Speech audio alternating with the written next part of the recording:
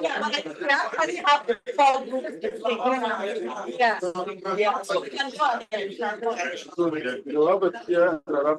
Yes. Where am I? Where do you want? You join, you mix. Anyway, cinema when he comes, you mix. Set up something, then we come back. Okay. Yeah.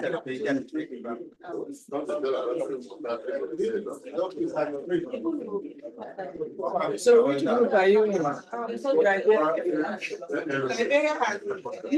you said has because there are so many Nigerians and very few. So we have two groups of Nigerians and then others mix. Yeah,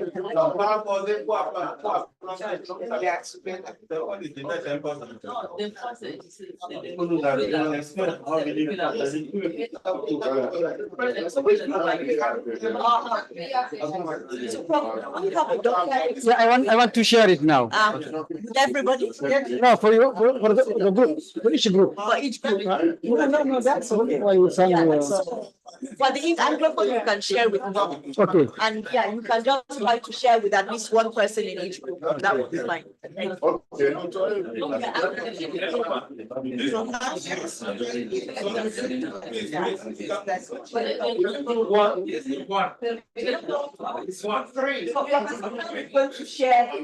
I share?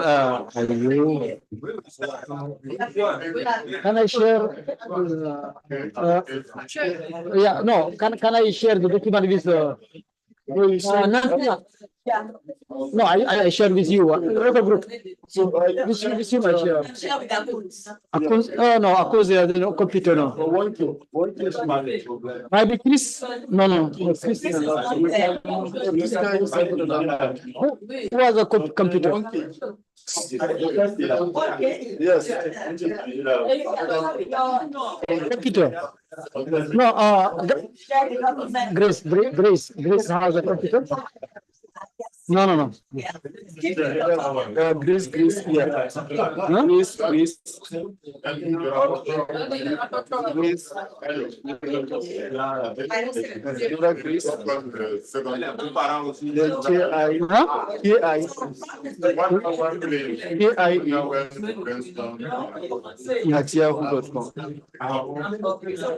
What is our topic? Yeah, he's sharing it.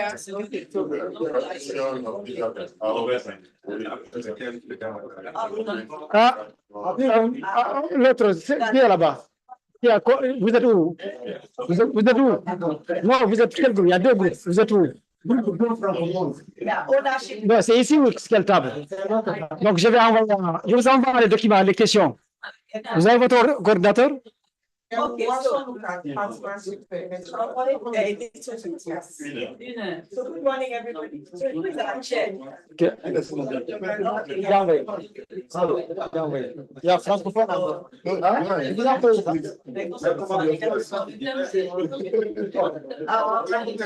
you very much.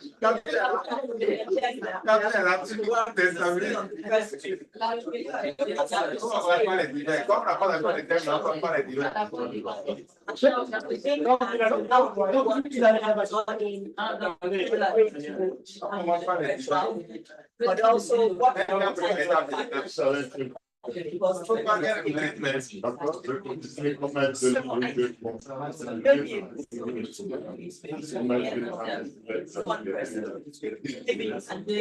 since we only have 1 hour to each person can give us very quickly what are your 1 or 2 biggest points of advice or points that you think should focus on when it comes to this issue of sustainability. So maybe I can start with this one with my brother.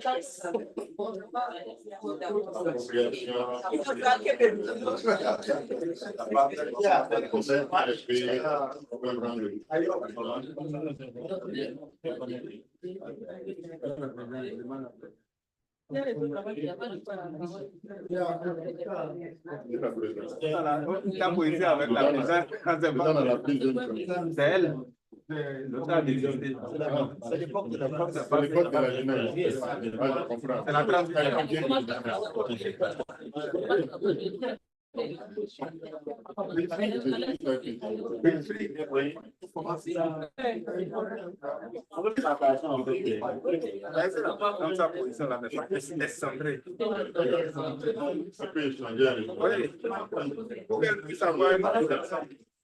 Si dans son autorité serait quand même pas pour avoir une vue d'ensemble sur des sujets. Mettez juste des suggestions, ne pas perdre de temps. Qui est le président? Qui est le rapporteur?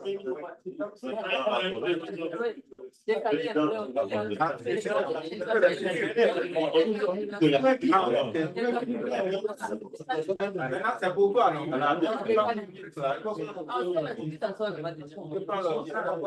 S'il vous plaît, commencez. On a pu installer d'abord. Installer notre président. C'est la plus jolie présidence. Nous sommes dans les affaires.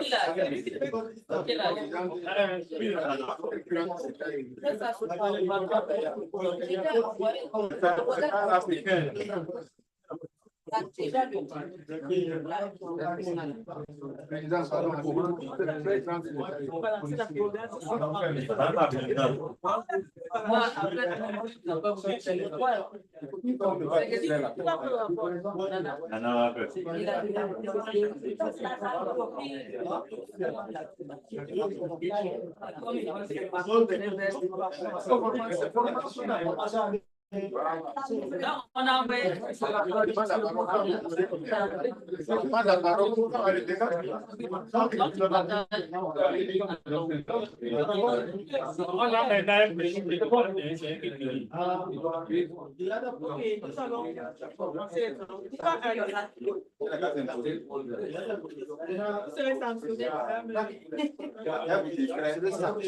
On va l'éloigner. On va l'éloigner.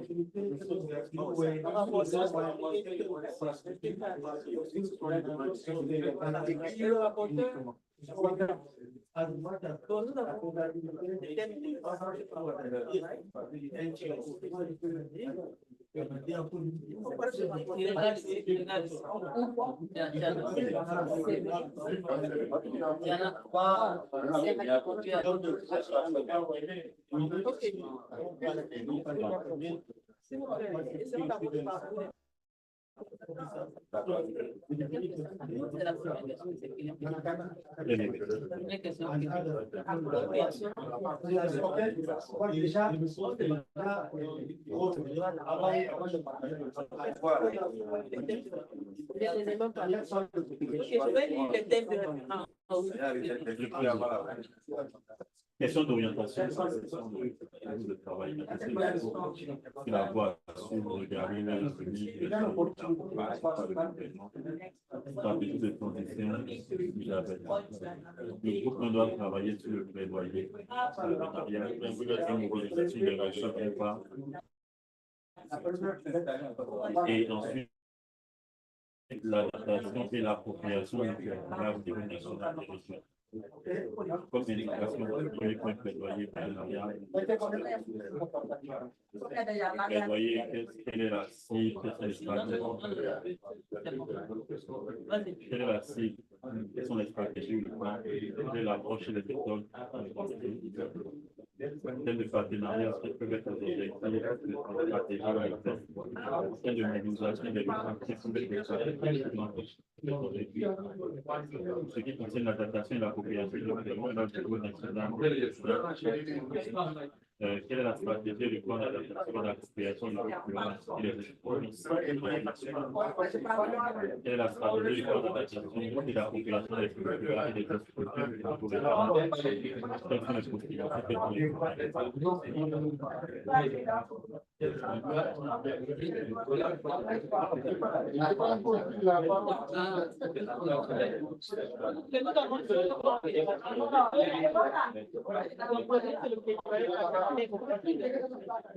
Le deuxième, c'est l'adaptation.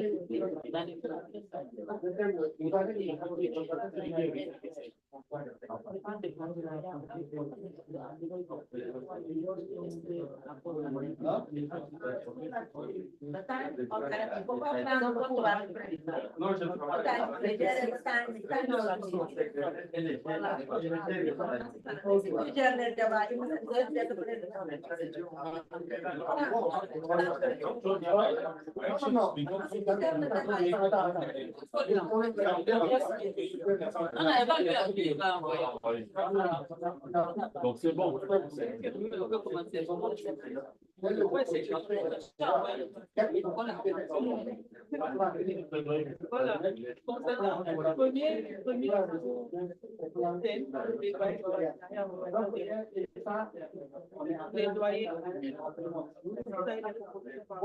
Voilà.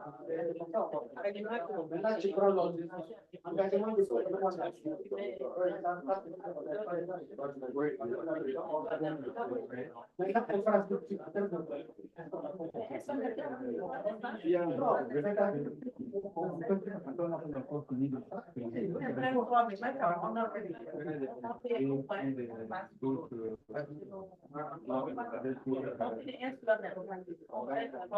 La Banque mondiale, tout ça, c'est pas possible. Nous pensons que faire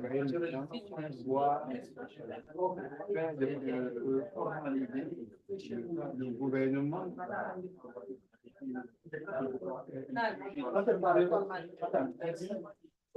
ouest il veut dire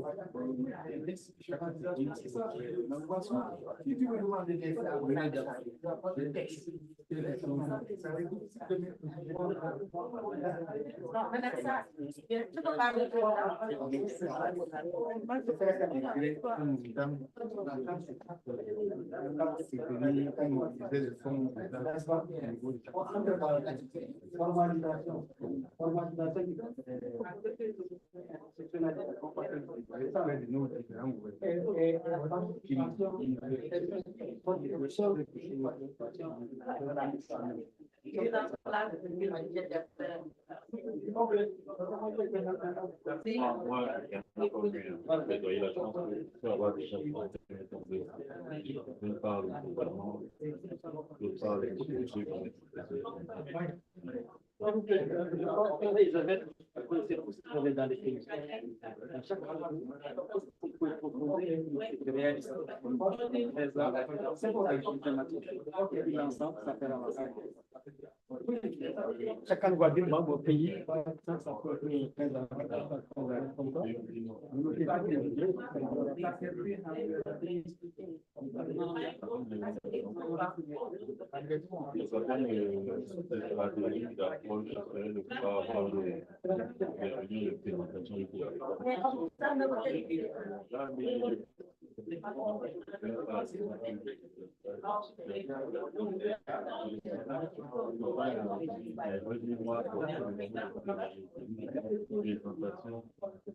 Ils avaient mettre en avant les gens. Qu'est-ce que c'est qu'ils avaient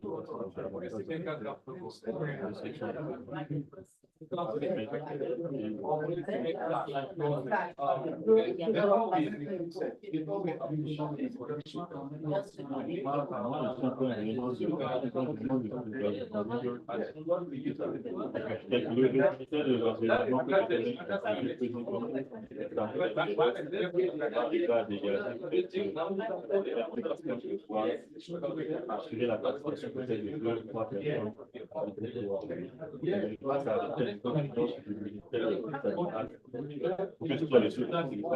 On voit plus large. Qui peut être intéressé, qu'est-ce que chacun peut apporter. Mais également avoir éventuellement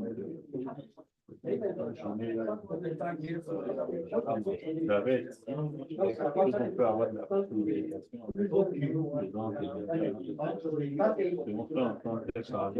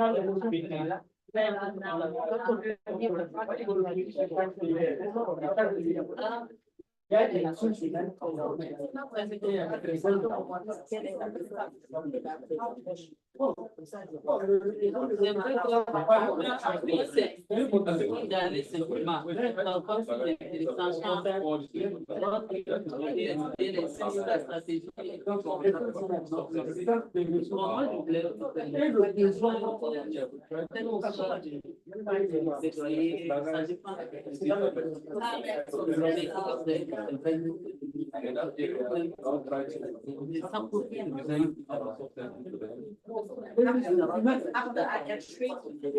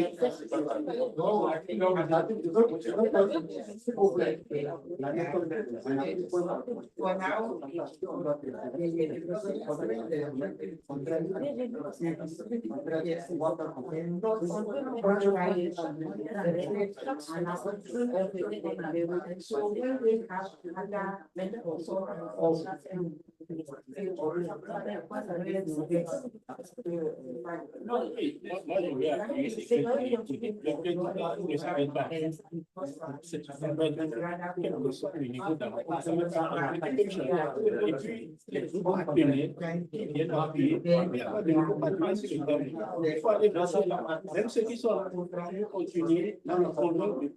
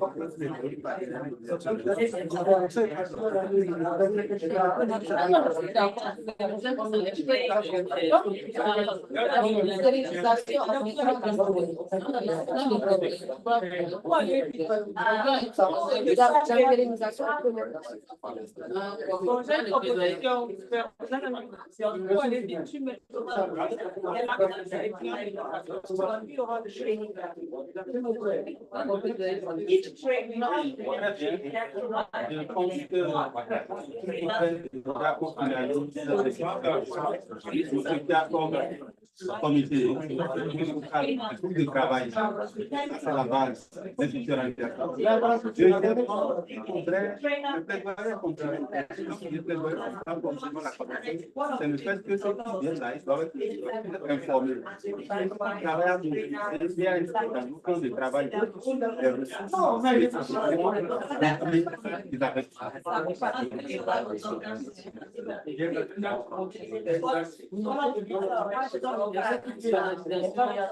quelqu'un parlait de la communication autour, faire connaître les ordres.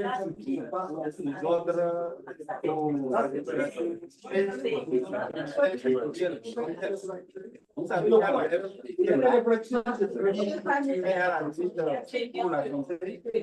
pour la santé, travail, à mobiliser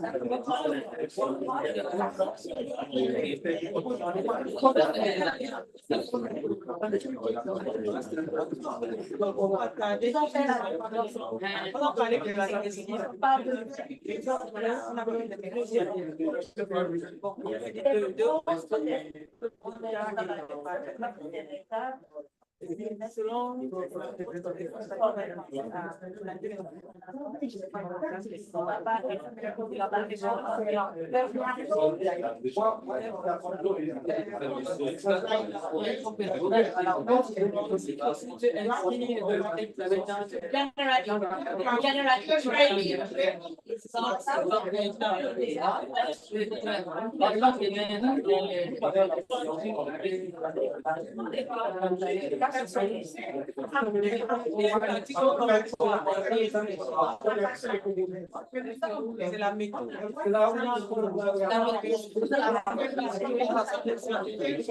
Alors, c'est une conversion de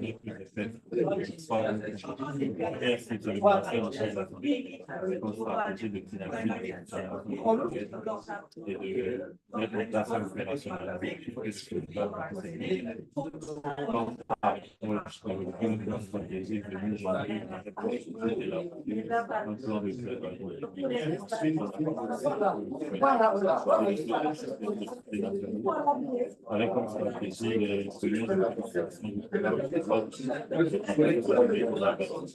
avec comme méthode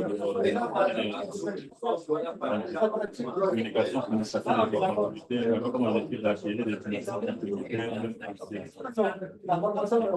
façon générale, comme stratégie la vulgarisation de la formation comme méthode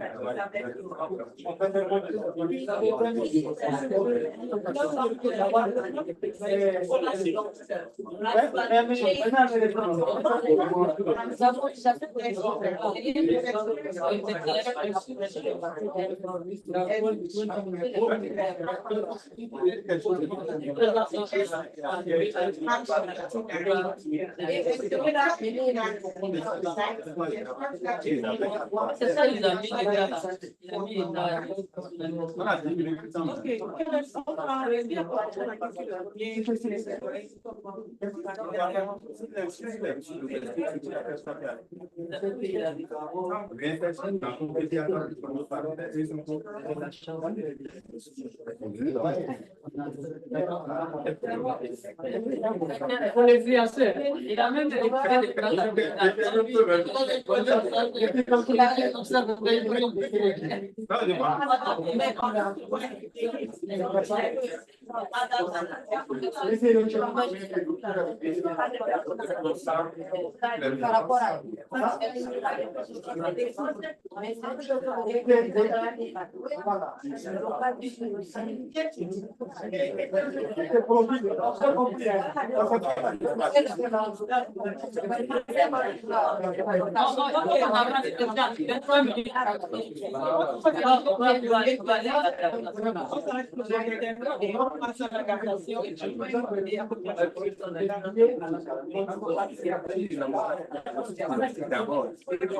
Il a bien parlé ça.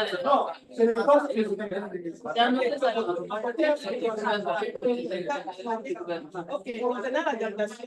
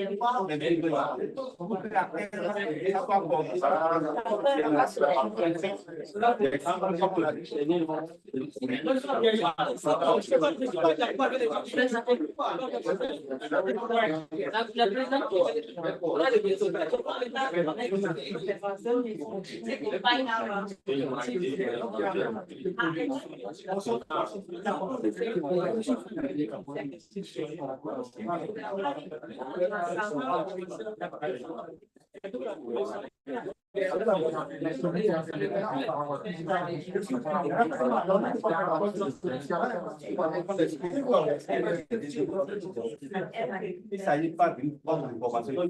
C'est pas une bataille de bâtissement. C'est un module adapté. Ça veut dire quoi?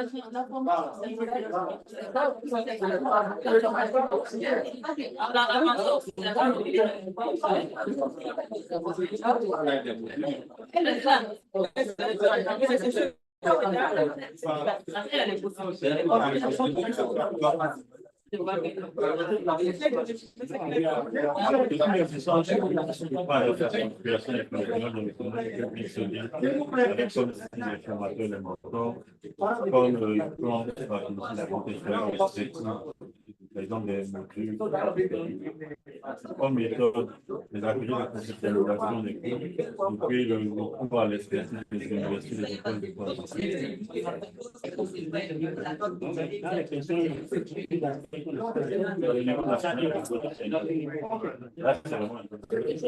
c'est vraiment il y a des calculs.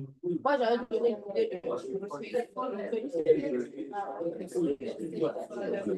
Ça permet vraiment de faire des mois.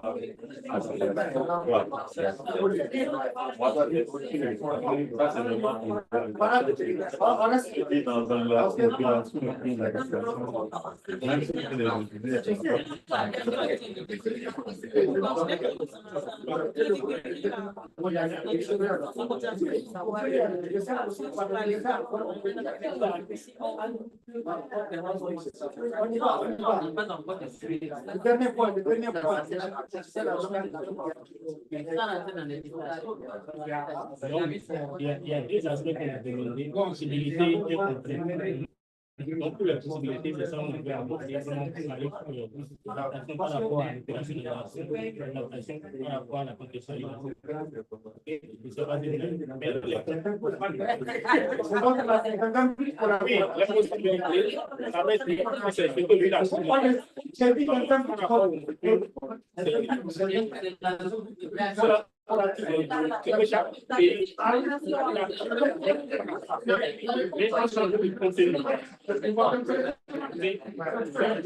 exemples qui sont donnés dans les qui sont donnés, voilà. Mais c'est les contrôles que l'on a signés, même si on fait des accords avec les universités, juste un plan de formation qui donne des universitaires et des contenus qui vont loger dans un autre curriculum et des choses qu'on appelle l'adaptation. Il faut que le programme iSAVET reste en entier, que des compétences par exemple, mais que ça reste seulement une formation sectorielle.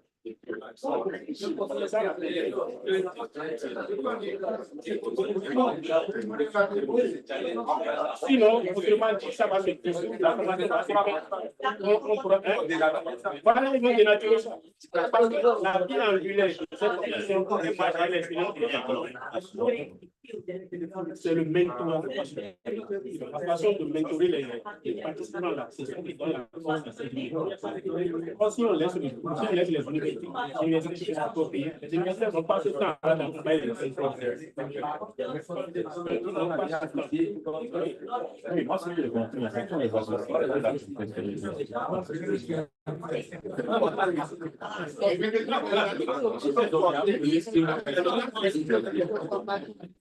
c'est des fois, merci pour aider à terre. On n'a pas de vérification. Mais s'il peut aider à terre, qu'est-ce que le terrain peut faire? Il y a des projets, ça va marcher. Mais on peut à chaque fois,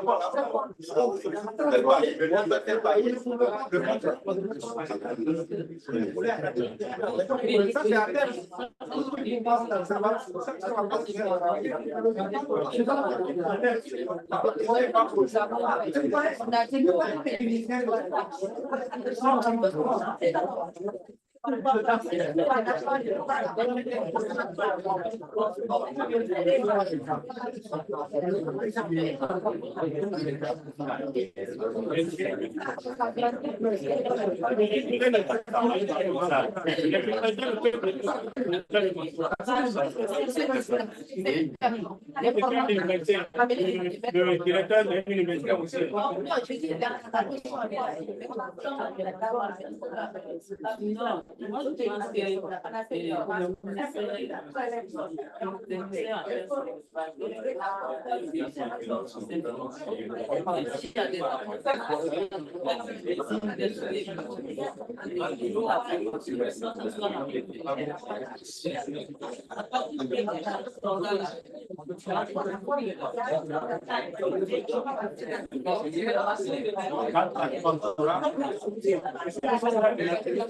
pense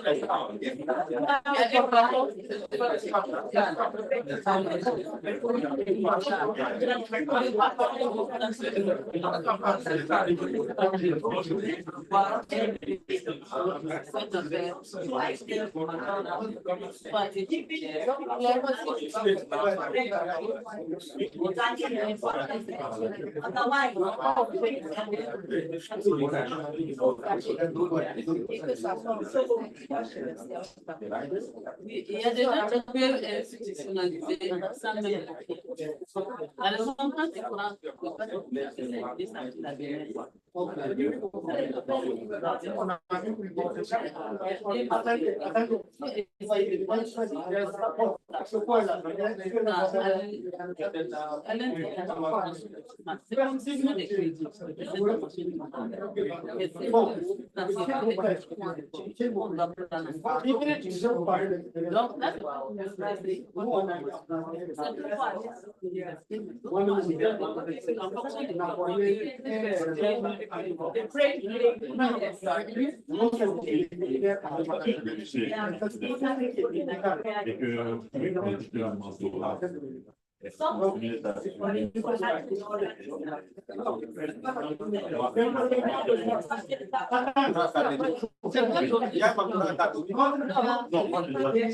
c'est logique de rester assure le reste de la lettre assure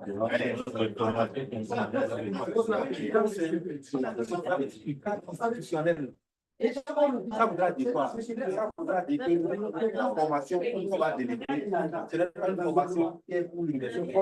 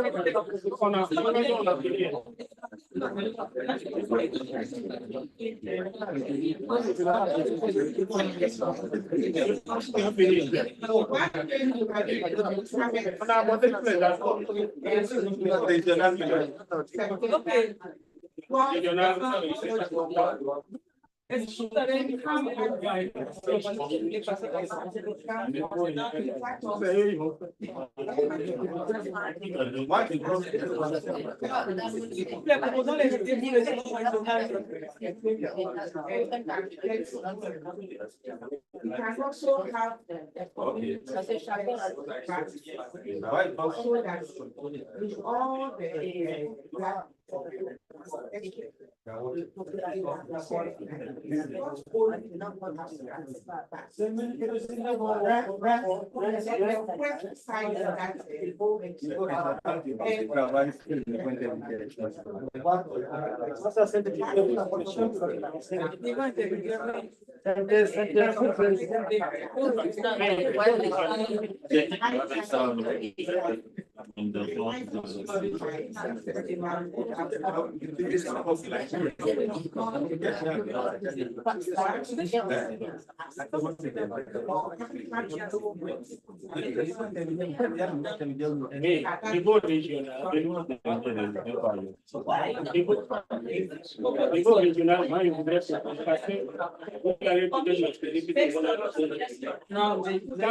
Oui, mais attendez, quand on a suivi l'explication,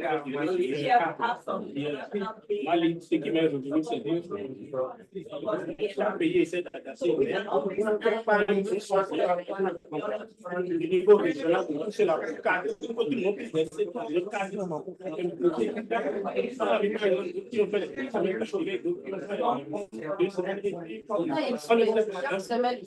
Voilà.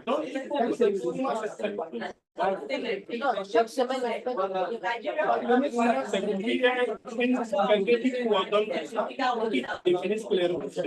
même si les pays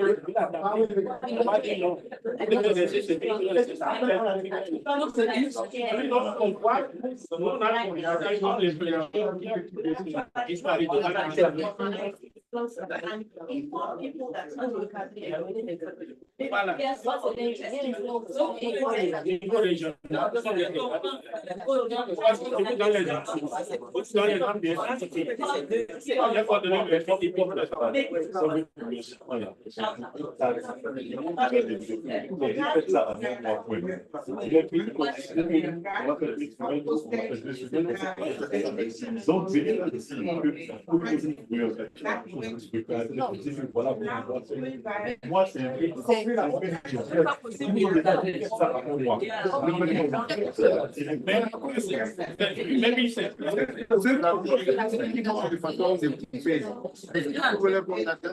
Ceux qui font bien coup. Non, moi, je suis d'accord. Mais comme l'idée, là,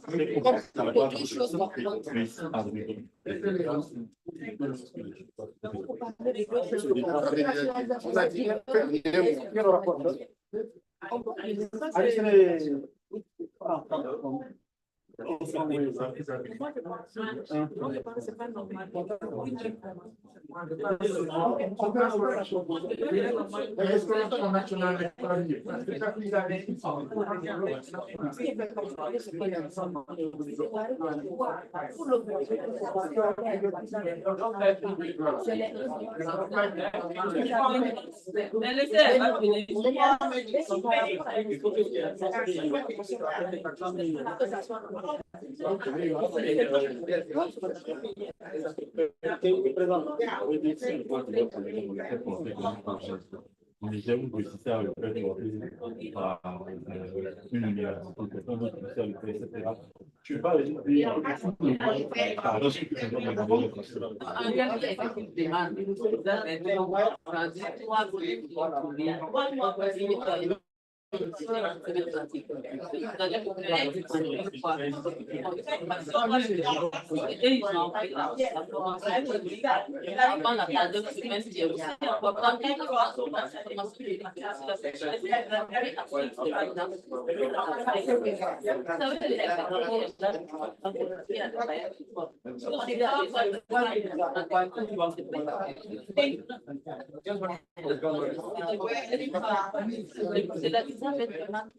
chaque pays contextualise. Même, voilà le soir. Et nous, on est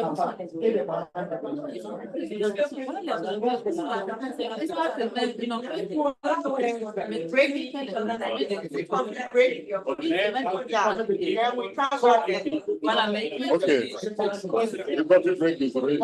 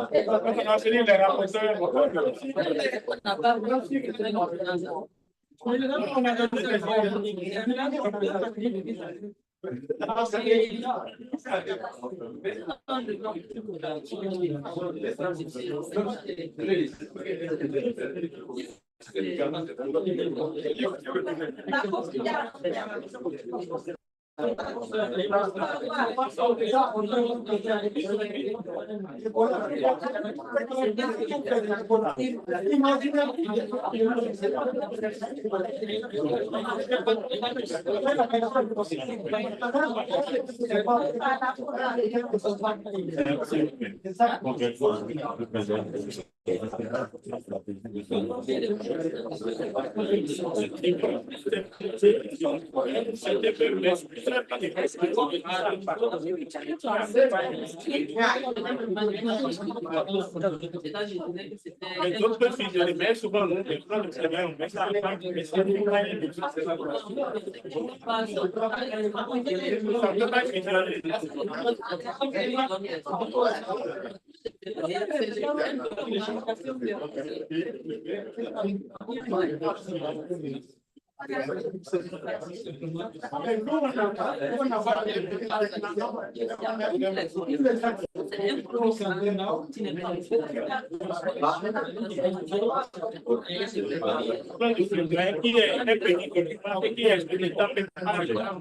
qui il faut aller,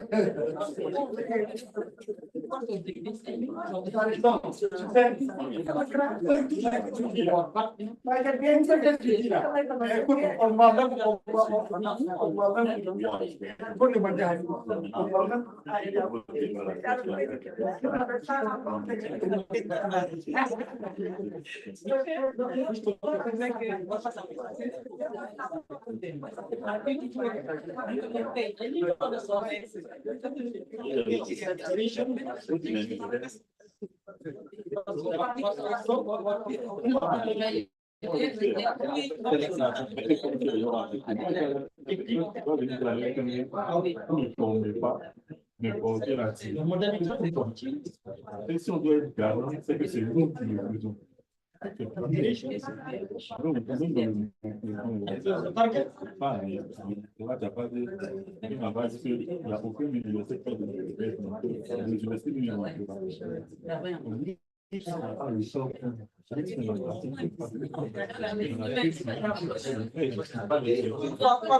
So we can come back and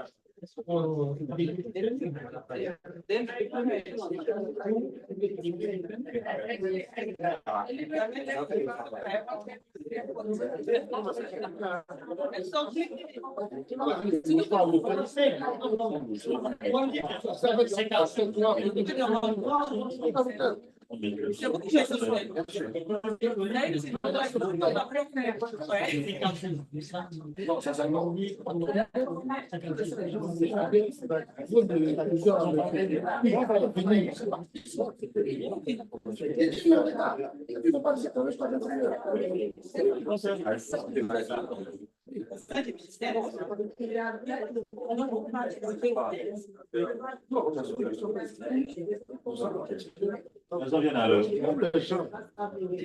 Non, attendez, vous devez les gens viennent à l'heure. Ça ne pose pas. Les gens sont venus à ça. Je réussis à se retrouver pour tout le respecter. Moi, ça arrive que. Moi, c'est comme on enseigne, on n'arrive pas à exprimer les choses de la chose.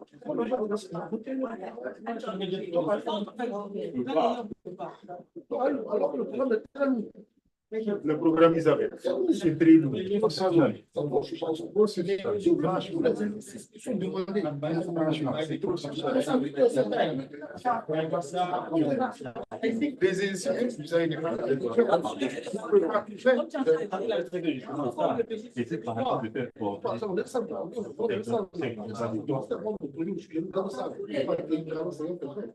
Donc, on peut faire la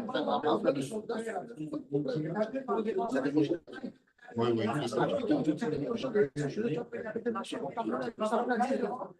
Oui, oui, c'est ça. C'est pourquoi c'est ça l'avantage de les amener à l'hôtel. Et à 100 km de la capitale, tu les enfermes. Voilà, tu les enfermes là-bas. Mais si c'est dans la capitale, là, ils vont à la maison privée. Au niveau du gouvernement. Et vous les payez le décès. Mais qu'est-ce qu'elle peut faire pour il préfère prendre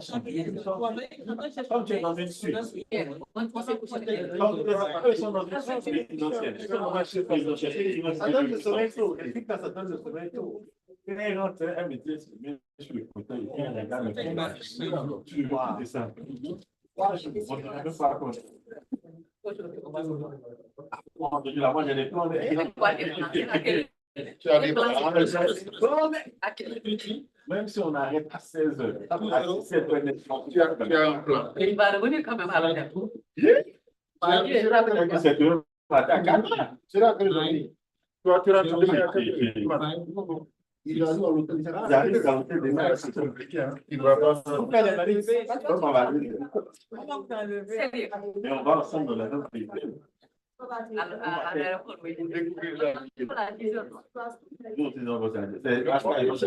C'est Sky, non? Jusqu'à l'homme. C'est dans le même bord. On est dans le même point. Donc, il faut qu'on Oui, de mettre tout le monde dans. Tout le monde s'oignant dans le même panier. Après, il faut arriver à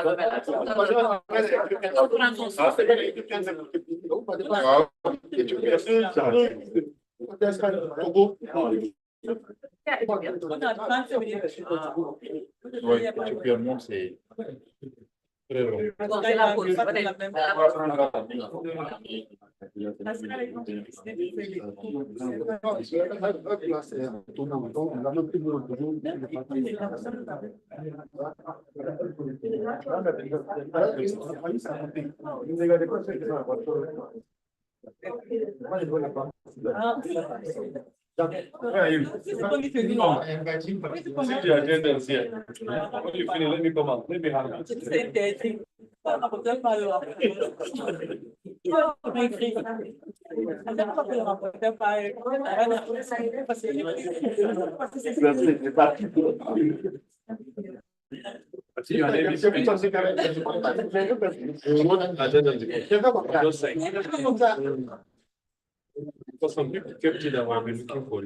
Désolé, non, de wait down.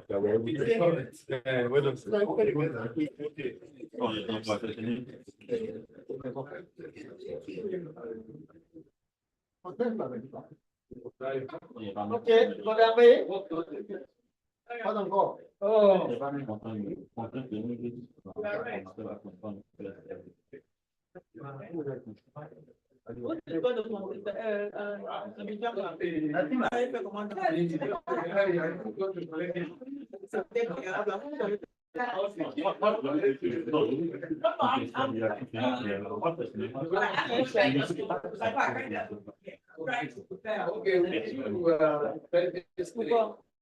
For me, I think that's when that is easier for me to now summarize it.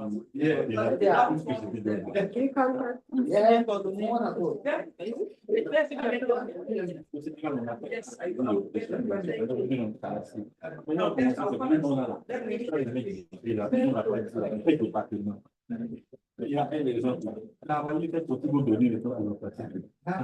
Bon, on n'a pas juste changé le mot de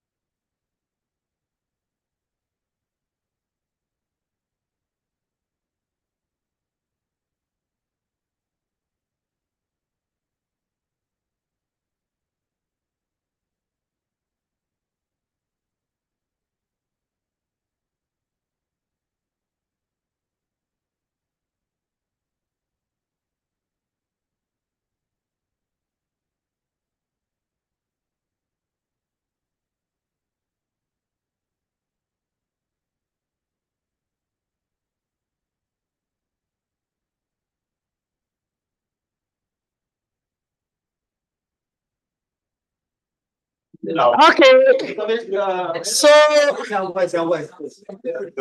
we've spent more time than we have to.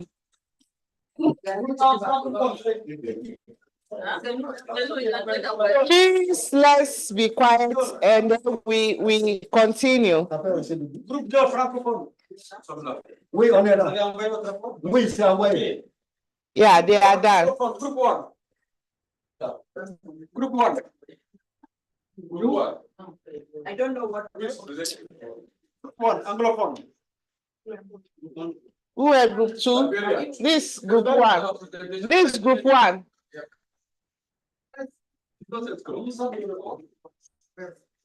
Hello. Please, if you don't have it on your computer, take whatever notes you made and let's start the presentation. You can always come back and type it out. Group 1, anglophone. Yeah, they are ready. Group 1. Chuchan. The Chinese Nigeria.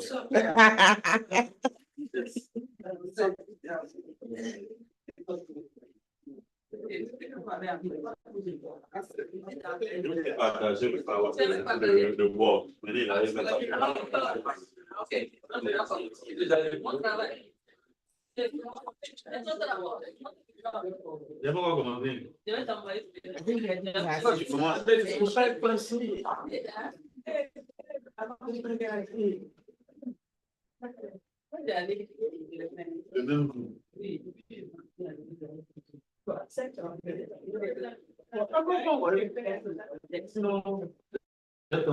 So we do Anglophone, we do Francophone, we do okay.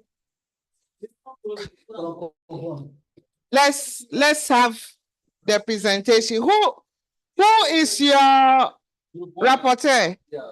Please present for us. You present project to make the presentation. You can make it for yourself. You can use your mic. Are you okay? Gaston, est-ce que vous n'avez pas oublié de joindre le fichier? Il y a un deuxième mail là. Il y a un deuxième mail où il a envoyé.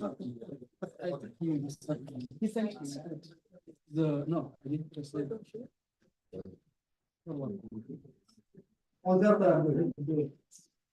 I think we are all here. Prof, do we have it?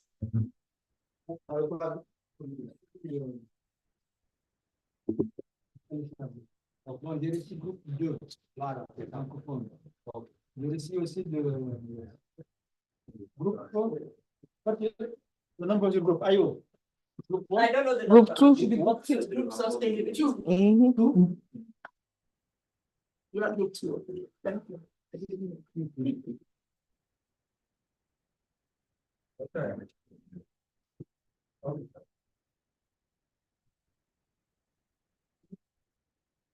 Prof, can we have the first one so that you look for the others? When I start, I can't save it. Okay.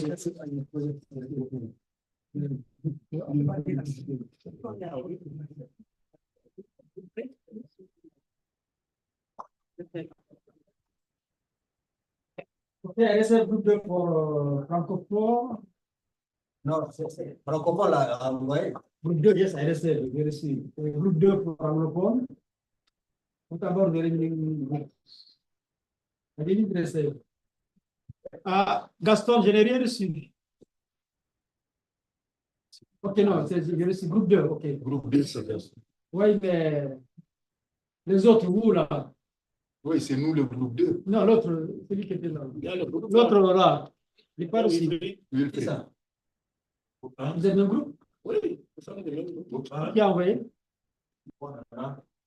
Il n'a pas envoyé. Non. Tu envoies au prof. Non, ce n'est pas la bonne adresse peut-être. Je n'ai rien reçu. Bon. Sinon, on va commencer peut-être que le groupe. Nana.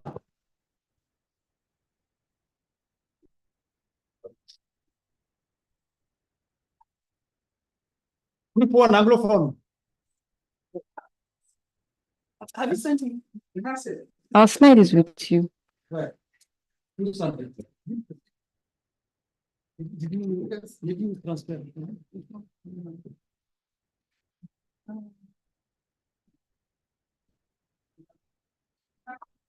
Okay.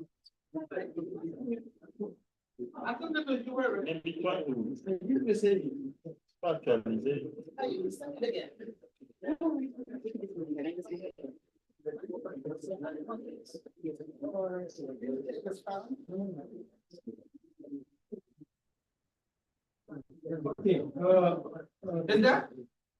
No.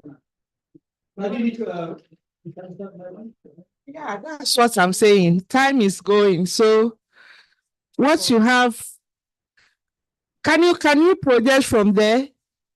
Whatever you have, please project from there.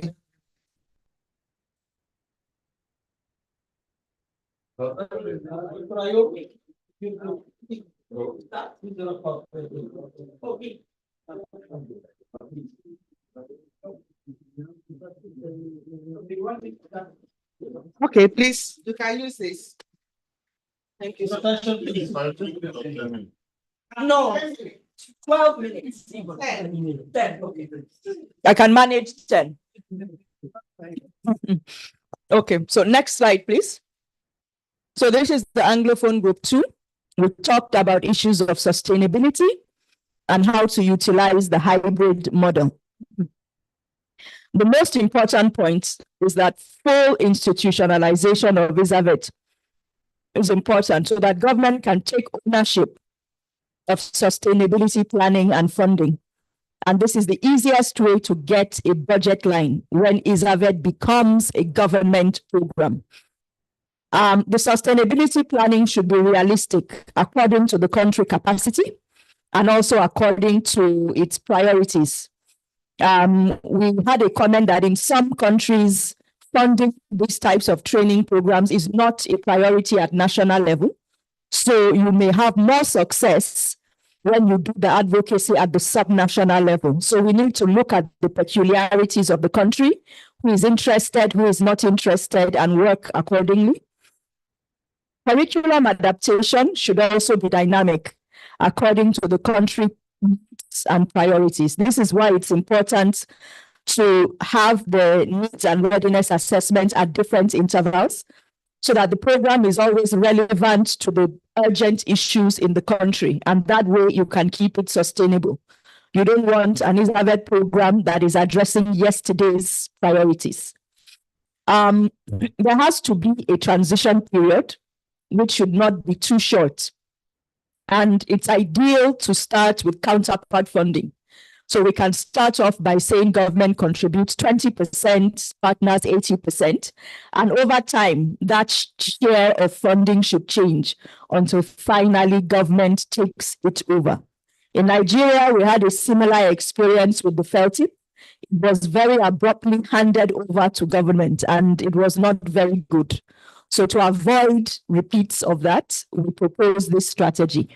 Regional integration is also key. We have some countries which are quote unquote stronger than others. If we want to move together as a region, those that have strength in one area have to support those who are not strong in that area so that across the region have a uniform level of progress. Next slide, please. Okay. Yeah, sorry, I'll move, this is the second slide, it's okay. No, back, we have 2 slides on sustain, yeah, perfect. So, it's important to involve and strengthen the subnational authorities because we often work with the national, and this is important for greater ownership of the subnational government. And of course, they have a lot to also contribute in terms of sustainability and visibility. So let's involve them. Let's strengthen them. It's important for effective use of the iSAVET graduates because sometimes they can be institutionalized, especially sometimes if you have outbreaks and we have this habit of bringing people from the central level to respond. Meanwhile, we have people who have been trained at the frontline level. So if we strengthen those subnational authorities, they are able to take decisions and to respond without waiting for the national or depending on the national for resources, and then ending up utilizing those frontline workers that they have. It's also important to have this deep involvement and institutionalization at subnational level to mitigate the effects of staff turnover. If it's properly institutionalized at the subnational level, even if one person leaves, it will be in the handover notes of the new person. Adequate motivation for trainers and mentors is important. If we can afford to give them a little bit of a stipend, it helps, even if the amount is not much. But sometimes they can be rewarded with opportunities, but also passion is important. Heard from one of our mentors in the room, the fact that they had gone through and felt it, and they already have that deep passion for epidemiology is the key motivating factor for why they are very dedicated as a mentor, not even so much the stipend that they get. We're capitalizing on what the minister said yesterday, advocate veterinary services as a social service. We need to let people understand how strengthening vet services contributes to all other areas of life, whether it's livelihood, whether it's human health, whether it's, education, whatever, and try to move away from talking about it only as an animal health or veterinary issue so that we can have buy-in from as many people as possible.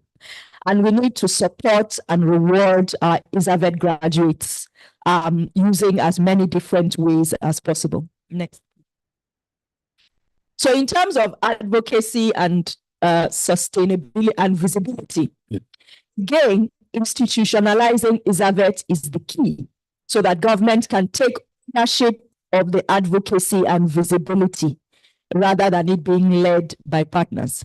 When it's government doing the advocacy, people take it very seriously, and we should target the high officials. If you have a governor, a minister, a permanent secretary saying that this is important, partners take note. And we also need to actually really pay attention to advocacy and visibility. When we are doing budgets, when we are writing staff plans, usually we focus on the technical and maybe the administrative. We don't often think of employing a dedicated communication officer. And then you depend on the technical officers to do the advocacy and visibility somehow. They are not trained, they are not professionals, and they are busy. So we need money and people to properly take care of advocacy and visibility. If we don't do the advocacy and visibility, the sustainability will not come. So it needs money and it needs people who that's their own job. iSAVET should be recognized and celebrated by the government. And we need to be creative in who we approach and how we approach the visibility. So we should think about non-traditional partners. We should try to capitalize on trending issues. For example, monkeypox is really trending right now. Have we posted anything on our social media to say how does iSAVET contribute to monkeypox? Doing that now, we can get a lot. Now everybody wants to fund monkeypox, and iSAVET is not at that table. So how do we get funding? We need to also have, we need to look at the different resource partners, including government, and we can be creative about what they fund. You can fund the whole cohort, but you can maybe sponsor one person or 5 people. Maybe you have a partner who works in a particular geographical area, or they are interested in funding people that have a particular qualification. You look at what is their priority. You advocate to them based on that and see what we can get. So we need a proper sponsorship package. How much does it cost to fund one full cohort? That number should be there. How much does it cost to sponsor one person? That number should be there so that people who want to fund can look at the options and say, okay, I can support this. We need more robust impact assessment because this is what we use to develop our advocacy and visibility materials.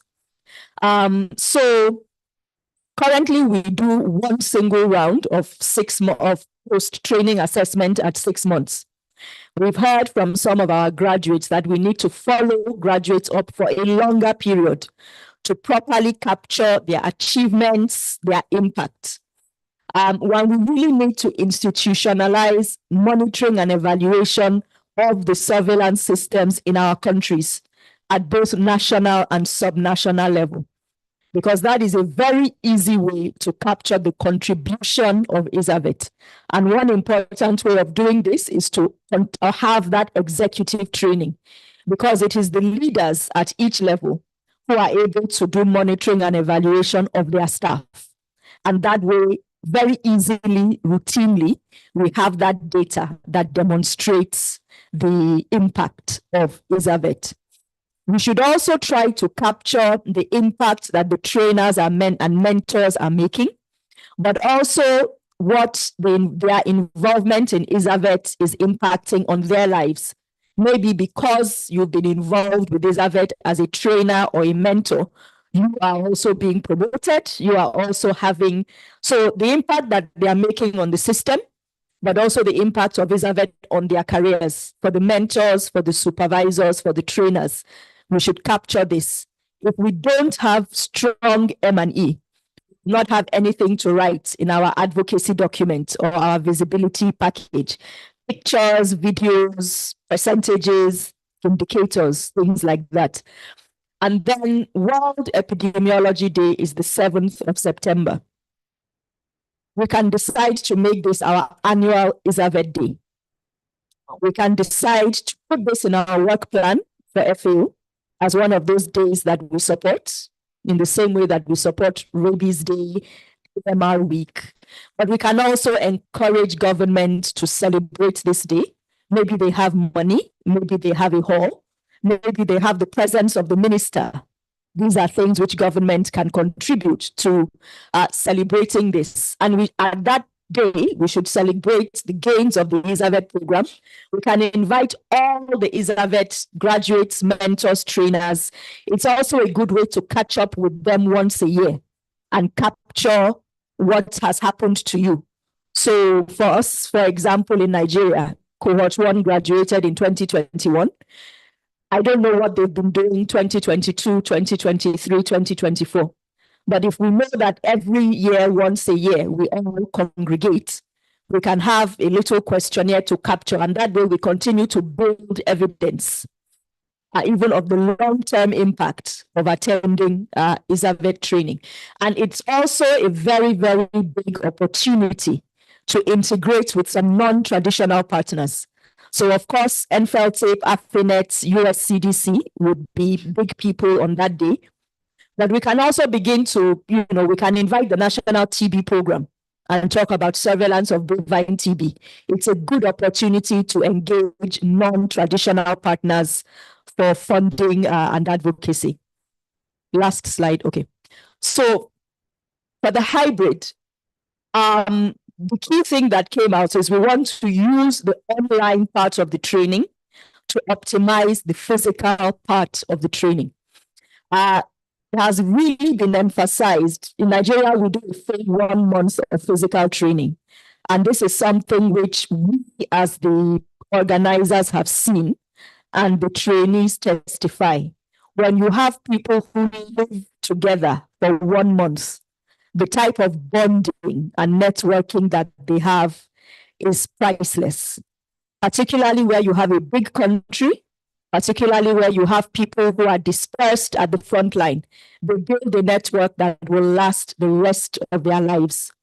So that is very important. But the online training is useful because we can make all the training materials available in advance for them to be familiar with it, so that they can follow a little bit quicker.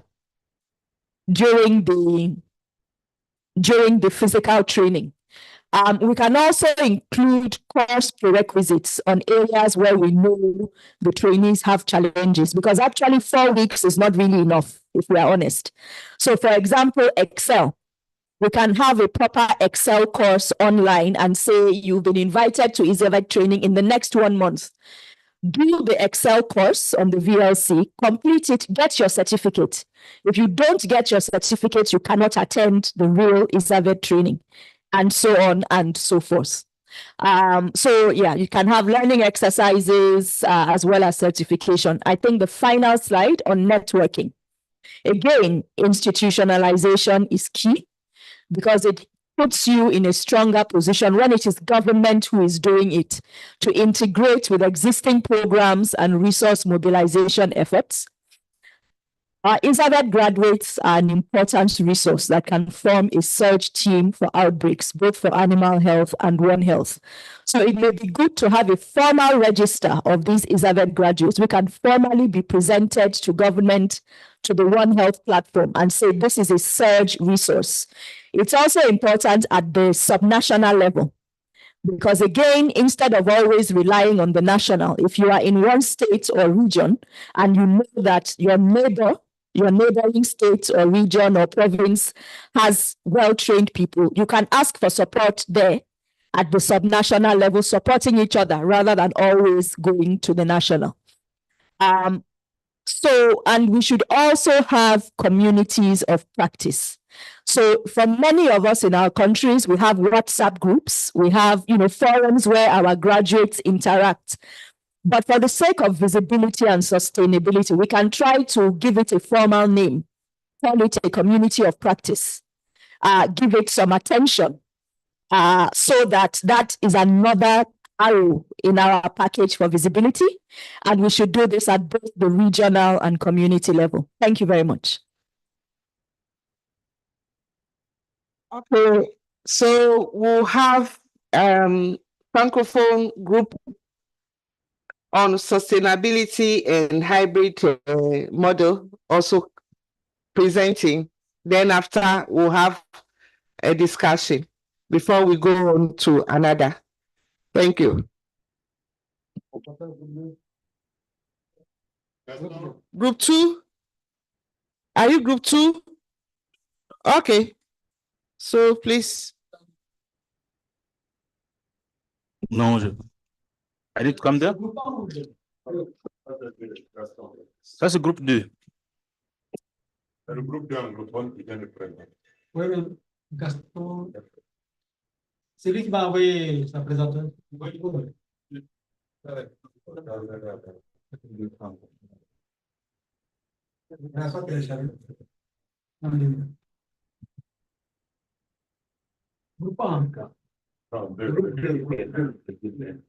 Le Sénégal, Niger, et Mali, Indonésie.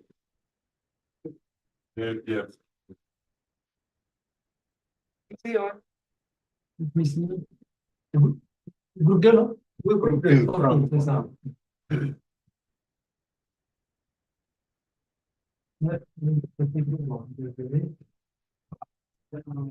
En Word.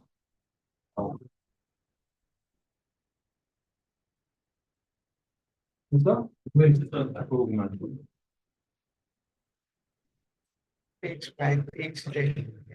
C'est bon?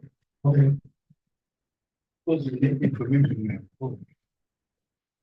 Tourner un peu. Ouais. Oui, c'est bon? Ah, c'est groupe 2, là. Gaston, on est là. Rapidement. Oui, merci beaucoup. Donc, je vais présenter à partir d'ici. En étant ici, voilà. Il a ça dans sa... Moi, je l'ai dans mon ordinateur. Voilà, merci beaucoup. Nous, pour le groupe 2 francophone, nous avons travaillé sur les stratégies de transition iSAVET, donc les approches de réduction de coûts et aussi les formations en ligne. Alors, nous sommes partis des différents points. Le premier point qui concerne les opportunités voilà, qui sont disponibles dans nos différents pays. Alors ici, en termes d'opportunités, il y a d'abord le cadre institutionnel. Alors, à ce niveau-là, nous avons considéré le fait de l'engagement des politiques ou des gouvernements dans la formalisation de l'institutionnalisation iSAVET comme opportunité. Et alors, pour les infrastructures, il y a la mise à disponibilité, la mise à disposition des locaux et du matériel didactique déjà dans certains pays qui est bien facile. Il y a existence des réseaux de téléphonie ou télécommunications dans tous les pays concernés ici. Aussi, il y a des institutions de formation vétérinaire et paravétérinaire dans nos différents pays. Nous avons aussi mentionné le fait qu'il y a le centre de formation en ligne à la FAO, qui est une autre opportunité pour l'organisation des formations en ligne et donc la réduction de coûts. En termes de ressources humaines, il y a déjà existence des compétences pour les formateurs et pour les former, mais aussi effectivement, il y a un besoin en formation pour les vétérinaires et les paravétérinaires. Les universités qui nous accompagnent donc, existent aussi, et donc disponibilité des formateurs. En termes d'expérience, dans ces pays, il y a déjà des stagiaires, des alumni iSAVET qui ont été formés et qui sont disponibles dans le pays, qui peuvent nous accompagner. Et l'expérience de mise en œuvre du programme, pour certains pays, déjà 3 ans, et pour d'autres, voilà, je n'ai pas relevé toutes les informations sur les pays, mais déjà, nous avons l'expérience pour la mise en œuvre du programme. En termes de contraintes, dans le cadre institutionnel, il y a des changements récurrents qui s'observent au niveau de certains pays, donc instabilité au niveau des gestionnaires des services vétérinaires. Chaque fois, comme si je dois dire pour la RDC, où on change de secrétaires généraux, pêche, élevage, et donc nous avons aussi le mouvement du personnel, des affectations, promotions et insuffisance des ressources allouées au ministère. Alors, il n'y a pas de lignes budgétaires affectées à iSAVET au niveau des ministères, non prise en compte d'iSAVET dans le programme de formation dans la plupart de ces pays.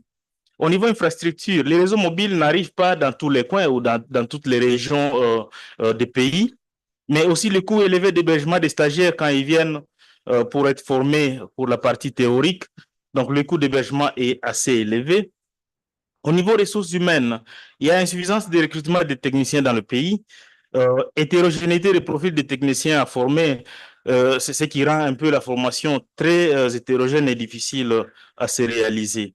Au niveau faisabilité, dans le cadre institutionnel, donc il est préférable de faire un plaidoyer pour la mise en place d'une ligne budgétaire affectée à iSAVET et faire un plaidoyer pour l'utilisation des stagiaires qui viennent d'être formés. Donc, au niveau infrastructure, mettre à disposition le centre de formation en ligne, la FAO, pour dispenser certains modules théoriques, iSAVET. Bien sûr qu'il y a d'autres modules qui ne peuvent pas être dispensés en ligne, mais aussi faciliter l'accès à Internet aux apprenants, et y compris l'appui de ces apprenants en termes de frais de communication pour acheter les données mobiles. Aussi, utilisation des infrastructures de l'État dans la mesure du possible. Alors, en termes de ressources humaines, il est préférable de faire une adaptation des curricula iSAVET qui doivent être donnés aux paravétérinaires dans le contexte de certains pays, y compris l'intégration des agents de la faune donc, dans les curricula. Encourager également le recrutement des techniciens qui sont formés dans la fonction publique. Alors, comme approche et modalité, nous avons proposé deux éléments. Le premier élément, c'est que cette formation en ligne qui devrait effectivement être hybride doit être organisée d'abord en forme de test, donc une formation pilote, d'abord au niveau régional et puis au niveau pays pour évaluer la faisabilité. Mais il serait aussi très souhaitable d'institutionnaliser iSAVET dans les écoles de formation vétérinaire et les universités qui ont des facultés qui organisent la médecine vétérinaire ou des formations paravétérinaires. Voilà tout. Je vous remercie pour votre attention.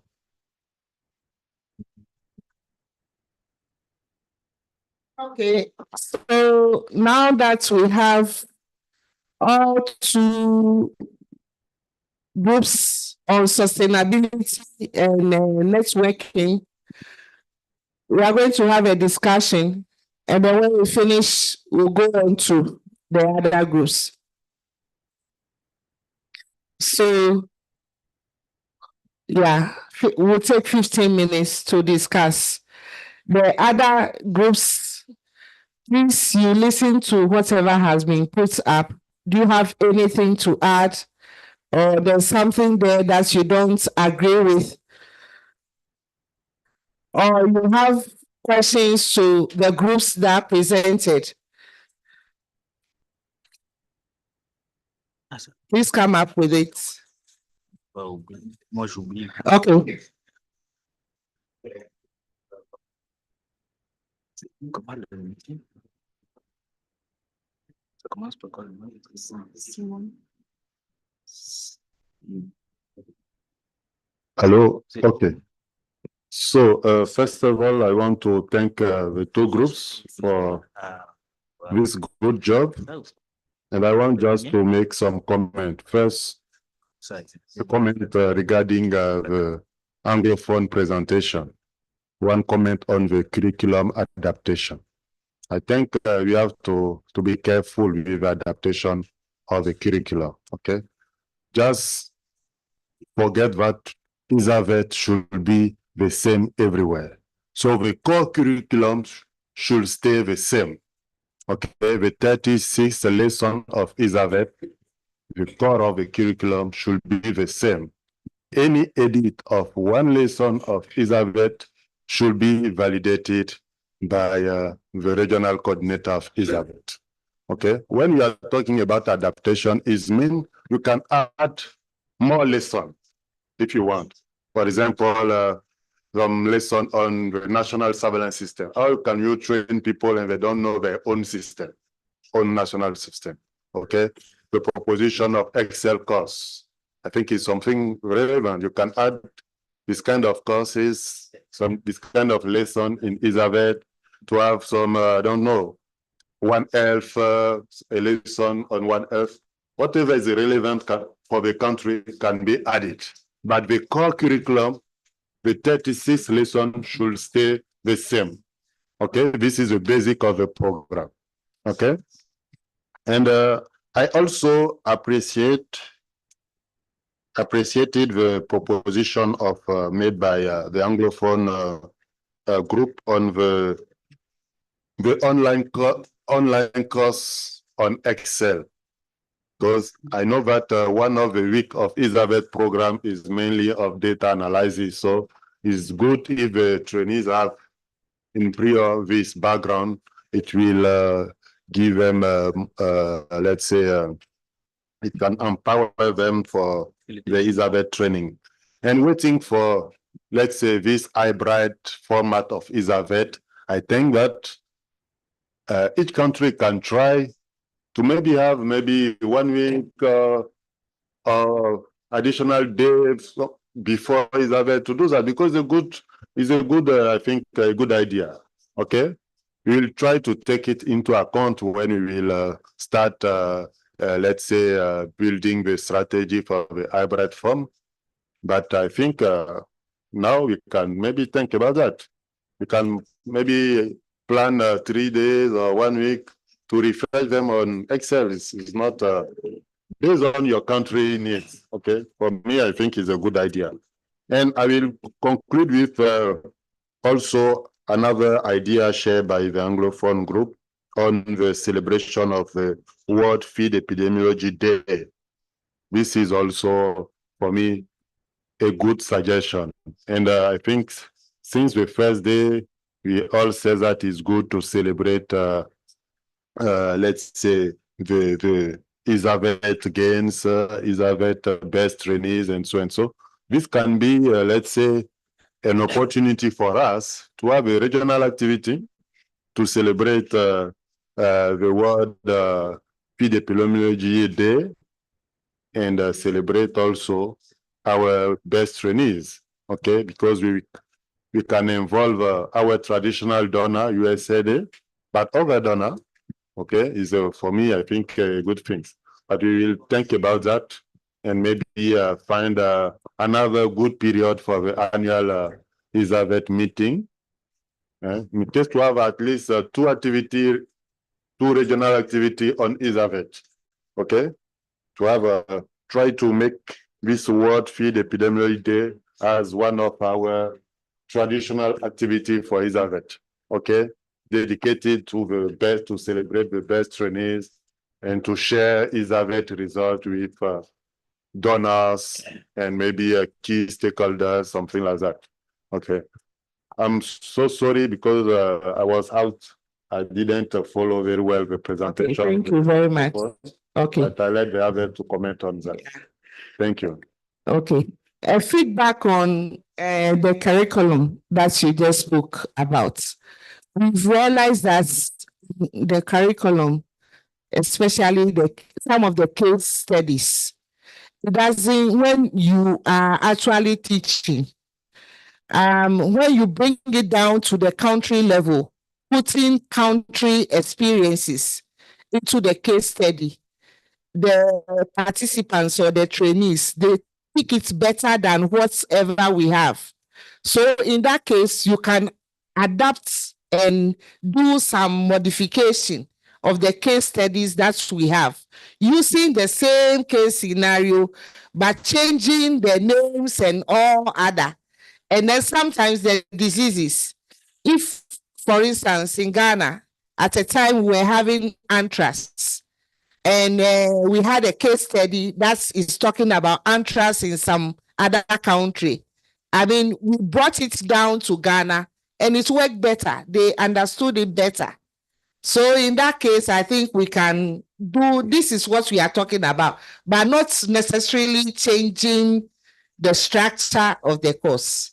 Yes, you are right. I'm fully agree with you, but I think all of these changes should be shared with the regional coordinator to be validated. It is also his task to support you and to agree to be sure that let's say the quality assurance process is respected. So it's good to do that, but please share with him. Let's continue. Yes. Thank you. Donc, je remercie les deux groupes. Vous avez fait un très bon travail, excellent travail. On va en tenir compte quand on va synthétiser les travaux de groupe. Mais j'aimerais que vous complétez le nom du groupe. C'est important pour le rapport. Je ne sais pas si vous n'avez pas inclus, il faut compléter les noms, les deux membres. Oui, s'il vous plaît, faites-le maintenant et vous me renvoyez ça. Le deuxième élément, je pense que c'est des questions de discussion. J'aimerais attirer l'attention sur l'intégration ou l'hébergement des AVET dans les universités. Je pense qu'il faut qu'on ait plusieurs options. Je pense que l'exemple de Niger sera un très bon exemple pour nous parce qu'ils sont le processus engagé, mais c'est à suivre. À mon avis, il y a deux préoccupations. iSAVET comme outil qui doit répondre aux préoccupations du pays. Ça, c'est une option que la FAO et notre bailleur soutiennent. Ça, je pense qu'il faut qu'on le garde. Tant que les pays n'ont pas suffisamment de ressources humaines, de terrain qualifié, il faut qu'on continue à supporter ça. Et ça peut se faire de deux manières.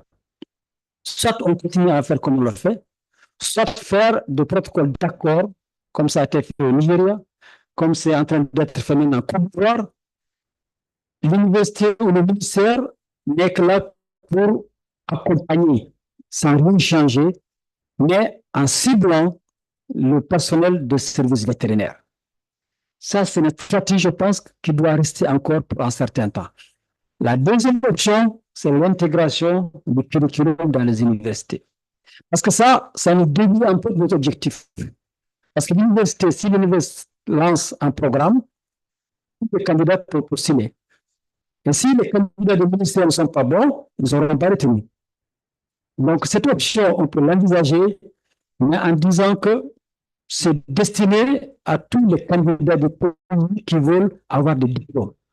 Je pense deux options, je pense qu'ils doivent nous éclairer et on doit être à l'aise de discuter ces deux options quand on va aborder les universités.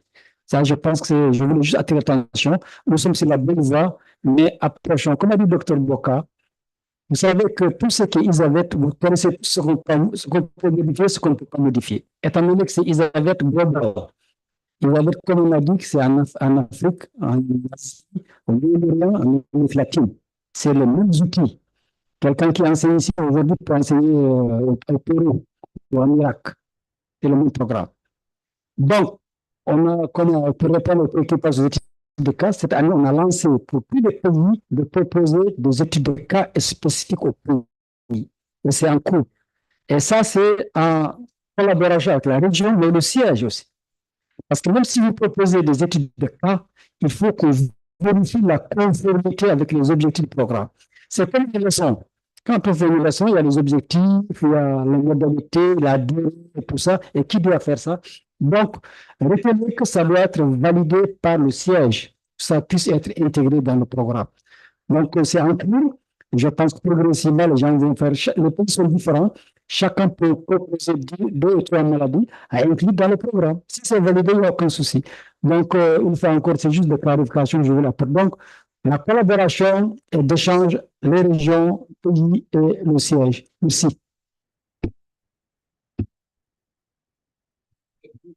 Can I? Yes, thank you. Let me go in French just to complement what he said and try to clarify one thing regarding Niger, because Niger did 2 things. Okay? One is the LOA with one university to provide iSAVET training. Okay? This is just maybe because it is the easier way for them to implement iSAVET. But it's still the program of the Ministry of Agriculture. Okay? It's just a transfer of a task. Okay? And I hear that in Ghana, Garba told me that he will discuss with VSD to see if they will also try this kind of thing with University of Accra and Kumasi. But this is just a transfer of tasks. It should follow the iSAVET process and target the surveillance actor. In service. In service, and mainly because you can be in service, but not a surveillance actor. Okay, you can be a public agent, but working for livestock or fishery and so and so. Okay, so the priority is the surveillance actors. Okay, and the second thing Niger did is to allow some university and school to integrate some part of the curricula of the iSAVET in their own program, master and so and so. And this one is not iSAVET. It's just a support to the university. Let's be very clear with that. Okay? So you have a choice.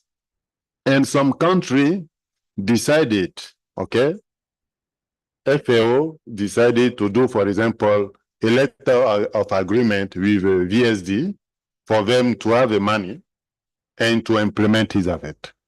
Or maybe to have a letter of agreement with a university, as Niger did, give them the money to do.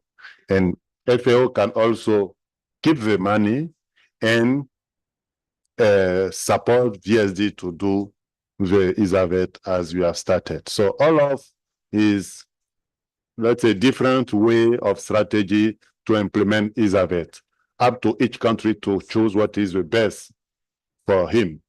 Okay, just to be very clear. Okay, just think about efficiency and efficacy. Okay, thank you. Okay.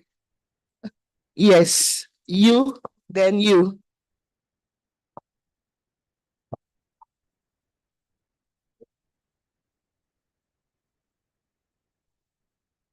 Good afternoon, everybody. I've been keenly following the discussion, and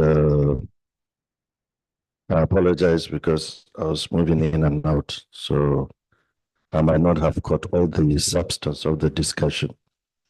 But it was a discussion that we have held extensively in Nigeria, and I just said that I should share some of our own thinking and some of our projections based on our own circumstances. Of course, I'm not making a suggestion that other countries should, I'm just giving information about some of the in-country in Nigeria in terms of the veterinary workforce development. Prior to iSAVET, there was the Nigerian Field Laboratory Epidemiology Training Program, which we operated, I think, since 2009. And when it started, this program was anchored for the training of people that have a medical degree or laboratory degree for the veterinary degree. And they were trained in separate cohorts, although they have common things that they train on.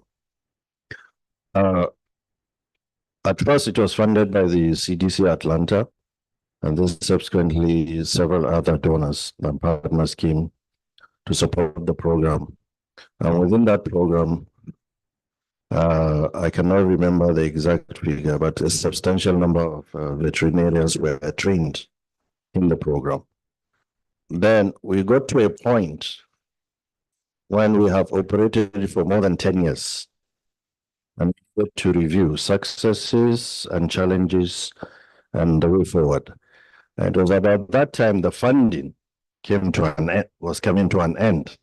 It was clear that CDC could not continue to support the country to continue this. So by then, ideally, the country should have taken over the funding. Now, the second experience we had related to this is the biorisk management training funded mainly by DITRA, the Sandia Laboratory of the U.S. Defense Department, which also trained a couple of hundreds of Nigerians in biorisk management. These are specialized training that is conducted by experts that come under the auspices of Sandia Laboratories and supported sometimes by other donors. And this program is still going on. And the discussion that has been going on for the last 2 years, we've been talking about how do we domesticate this program in Nigeria. And we have explored, we have developed, we have looked at the curriculum, which is available online in the Global Biorisk Management Library. And Sandia Laboratory allowed the country to look at that curriculum, turn it to a country-specific curriculum, and of course, the validation process of Sandia Laboratory of DITRA. And 3 options were considered in order to sustain this program within the country. First option is to insert it within training courses in Nigerian universities. And these courses can be veterinary medicine, can be medical program, can be a bachelor's of science in laboratory science, and so on. So various options and series of meetings were held to look at this option for the integration. And models were developed that were tested in some universities. The second option that was considered, since for example, for the veterinary services, to sustain the biorisk management training, one of the options was for the College of Veterinary Surgeons of Nigerians to adopt it as a fellowship track, such that those that have doctors of veterinary medicine training program can follow it as some form of specialization. Then the third option that was considered was to develop a diploma program at the levels of the university. Now, what I think that I don't know whether iSAVET will be interested in adopting something like that is... Wrap up. Our time is up. Can you wrap up? Yes, I'm about to. Yes. Okay. What I'm saying is, because eventually the funding for iSAVET will come to an end. some time. And we'll be faced with this same challenge. How do you continue to adapt good quality training that will continue to provide skills to people in the field, not necessarily depending on a donor? And I think that we can borrow from the lessons in country that we have had from these two other experiences. Thank you very much. Yeah. Please, you. Voilà, merci. Je vais poser la question en français, surtout au professeur Khan, donc cette question. En fait, l'expérience du Congo, c'est que c'est d'abord un pays, un grand pays. S'il faut quitter la ville de Kinshasa, la capitale, pour aller à l'est, par exemple, c'est 2000 kilomètres. Et donc, quand on fait voyager les gens, ça coûte extrêmement cher. Donc, moi, je me disais peut-être au niveau national, on va beaucoup réfléchir sur quelle stratégie mettre en œuvre pour réduire les coûts à ce niveau-là. Par exemple, s'il fallait décentraliser la formation, donc régionaliser la formation au niveau pays, peut-être on essaie de réfléchir sur ça.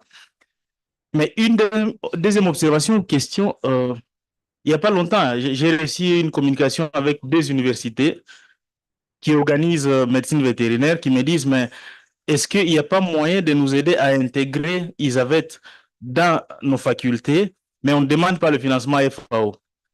Voilà ce qu'ils m'ont dit. Alors, je me dis, mais qu'est-ce qu'on peut dire, nous, en tant que FAO, à ces gens d'université qui voudraient organiser une formation certifiante, qui serait adaptée à ce qu'on fait avec iSAVET, mais à leur nom, en fait. C'est l'université qui prend en charge et qui fait le reste. Juste un accompagnement, peut-être FAO. J'ai reçu, en tout cas, des questions des deux universités dans ce sens-là. Voilà, merci.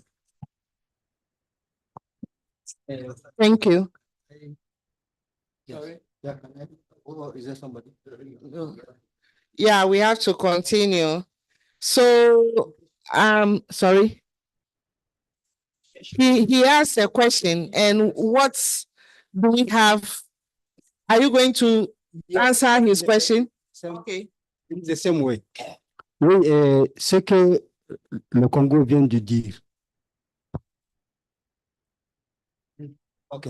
Ce que le Congo vient de dire, c'est effectivement ce que nous sommes en train de vivre. L'université de Tilaberi, là, avec qui on a signé la convention, elle va faire une formation à la carte. Pour le moment, c'est nous qui supportons. Mais au cas où, par exemple, le financement termine, elle propose cette formation à la carte, ce sont les stagiaires qui vont payer l'université. Voilà comment est-ce que nous avons pensé. Maintenant, quand l'université intègre ça dans un programme de master, ça, comme Boka l'a dit, ce n'est plus iSAVET, mais ils ont pris le module, ils ont capitalisé ça de leur master. Voilà ce que je... Thank you very much. I think, yeah. From a side, pour répondre à votre question, je pense que c'était ça d'ailleurs l'objet de mon premier commentaire. Je pense qu'au niveau de FAO, ce qu'on peut, on peut accepter que les fonds soient utilisés, c'est que si vous faites un protocole d'accord, que vous suivez techniquement, que ça réponde aux normes d'iSAVET. On l'a dit, vous pouvez faire un protocole d'accord, mais il faut utiliser des formateurs iSAVET, des mentors iSAVET, et toutes les qualités requises, les délivrables que vous ayez. Vous profitez de l'infrastructure. Bon, ça a été fait au Nigeria ici, au Jos. Ça a été fait. Et je pense que la Côte d'Ivoire est en train de le faire. Donc, ça, c'est possible. Mais la FAO suit et doit, dans le protocole, ça soit clair qu'il y ait la garantie de la qualité. Mais c'est faisable. Ça, c'est différent de l'intégration que vous avez dans le curriculum. Là, vous pouvez le faire avec les universités. Mais en échangeant avec nous, qu'on apprécie le protocole que vous faites, est-ce que ça répond aux normes de la qualité? Merci. But Prof, who selects those they have to? It's the same process because the ministry will do announcement for application. The candidate will apply. Process the same like now, FAO and the ministry to select the candidate is the same. Dr. Abuka. Yes, just to You will be compliment. final for this round. Yeah, Then yeah. we'll have another. Thank you, Chair.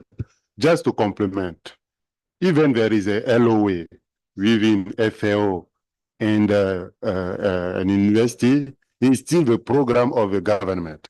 So it means this LOA should take into account the iSAVET national coordinator from the government, all of, as he said, mentor and so, and the coordinator of the iSAVET has the responsibility to follow the quality assurance process. It's just, as I said, a matter of transfer a task to the university, but it still is a vet. So up to you. If you say that you can continue to do the iSAVET and let the veterinary services be the lead, organize everything, you can do it. But my second comment is regarding the question asked by DRC. Let me switch in French for him to clearly get my point. En réalité, une université, c'est une institution de formation. Elle n'a pas besoin du programme iSAVET pour faire iSAVET. Non. L'université peut organiser, peut délivrer un programme de formation en épidémiologie de terrain. OK? Donner le nom qu'ils veulent. Même nous, FAO, quand on a voulu utiliser FTP, on avait dit FTPV, le nom du programme. Mais CDC a dit non. Choisissez un autre nom pour éviter des confusions.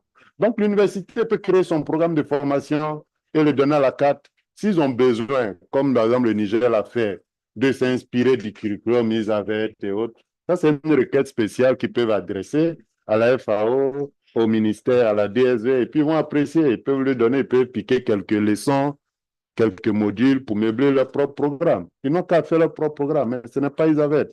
iSAVET, ils cherchent l'argent, ils cherchent des ceci. Ils peuvent organiser leur formation. Il y a des universités qui ont des masters, qui ont des certificats en épidémiologie, des CES. Ils peuvent en faire. S'ils veulent s'inspirer du programme iSAVET, prendre des modules, ça peut se discuter en interne avec la FAO, la DSV, et puis soit vous leur donnez l'accord ou pas. Mais faites attention. iSAVET, c'est une formation gratuite pour les agents de surveillance. On doit combler le gap à tous les niveaux. On veut des épidémiologistes de terrain à tous les niveaux. D'accord? Donc, le chemin est long. Et quand on dit agent de surveillance, n'oubliez pas qu'il y a le secteur privé. Il y a les vétos privés, il y a la faune sauvage et tout ça. OK? Donc, je vais m'arrêter là. Okay, thank you very much. Now we'll have Anglophone Group 1. Please, who is the rapporteur for Group 1?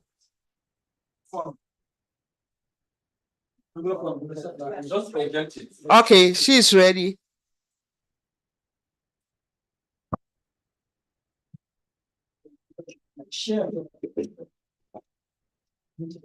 The slide, okay, I've been given. Okay, so our own topic was based on advocacy, partnership, and resource mobilization. These are the members of the group. And based on targeting in terms of advocacy, we talked about engagement with government, engagement with stakeholders and media.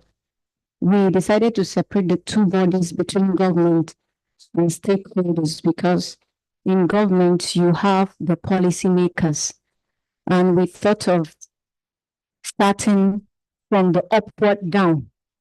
The more policymakers you are able to convince in terms of advocacy, it makes it more easier to be able to go down. And the stakeholders, which are the religious leaders, community, animal health, farmers, associations, and the university. And then one of them is also the media.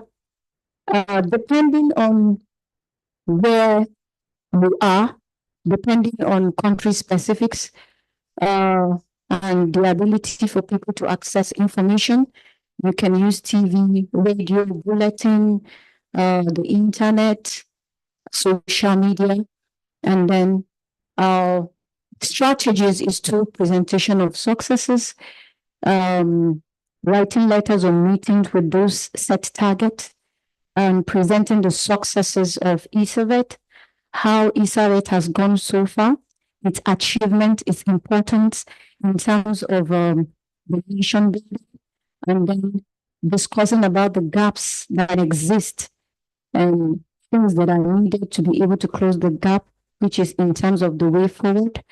And then we talked about community engagement, meeting with stakeholders. It's not only about the policymakers.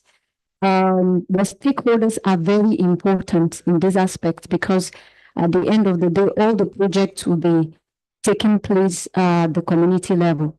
So, and then we talked about media engagement. They make it easy for information to go through because there's a lot of rural areas that this information need to go. And so the media help us to reach those areas that are unreached. Please, the next slide. In terms of partnership, which has to do with agreements, with different organizations in order for the purpose of sustainability of iSAVET program. The targets are for sustainability, and we talked about geographical extension of iSAVET to other countries or regions, and then strengthening the iSAVET program in countries that are having one challenges or the other. We felt in terms of targeting through partnership, there's no need of you jumping one country that has challenge to go and help another country that is yet to start. So it's better for us to be able to strengthen one before moving to another.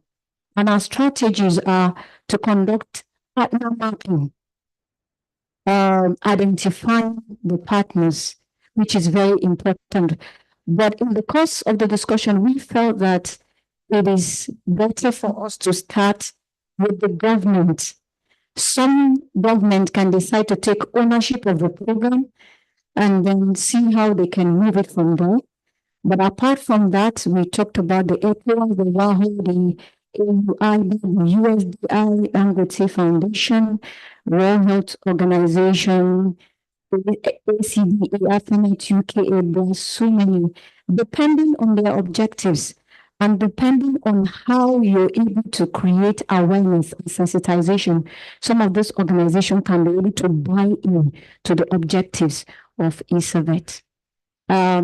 Please, next slide. Target for, okay, we talked about resource mobilization, which can be or financial. So for the human, we talked about how you can be able to source funds still through those governments of participating countries and then the development partners. And then strategies can be through exchange of human resources. We talked about expat exchange, which I think our National Veterinary Medical Association president talked about some other countries that does not have enough human resources. There can be an exchange in terms of expertise in the ECOWAS countries to be able to fill in those gaps that exist in those countries. And then the exchange of financial resources. But in this aspect, we thought about sometimes it is very difficult for some association to take up the whole responsibility. So depending on the agreement, they can be able to foster the responsibility of maybe we want to sponsor only the mentors. But some will say we want to sponsor the fee, maybe 3 participants, or want to sponsor just the fee. Depending on the level and what aspect, you can be able to break it down so that we can have a holistic representation. I think this is all that we have. Thank you. Okay, as we did the last time, we have Francophone group 1 also presenting. Then we'll have 15 minutes of discussion. Okay.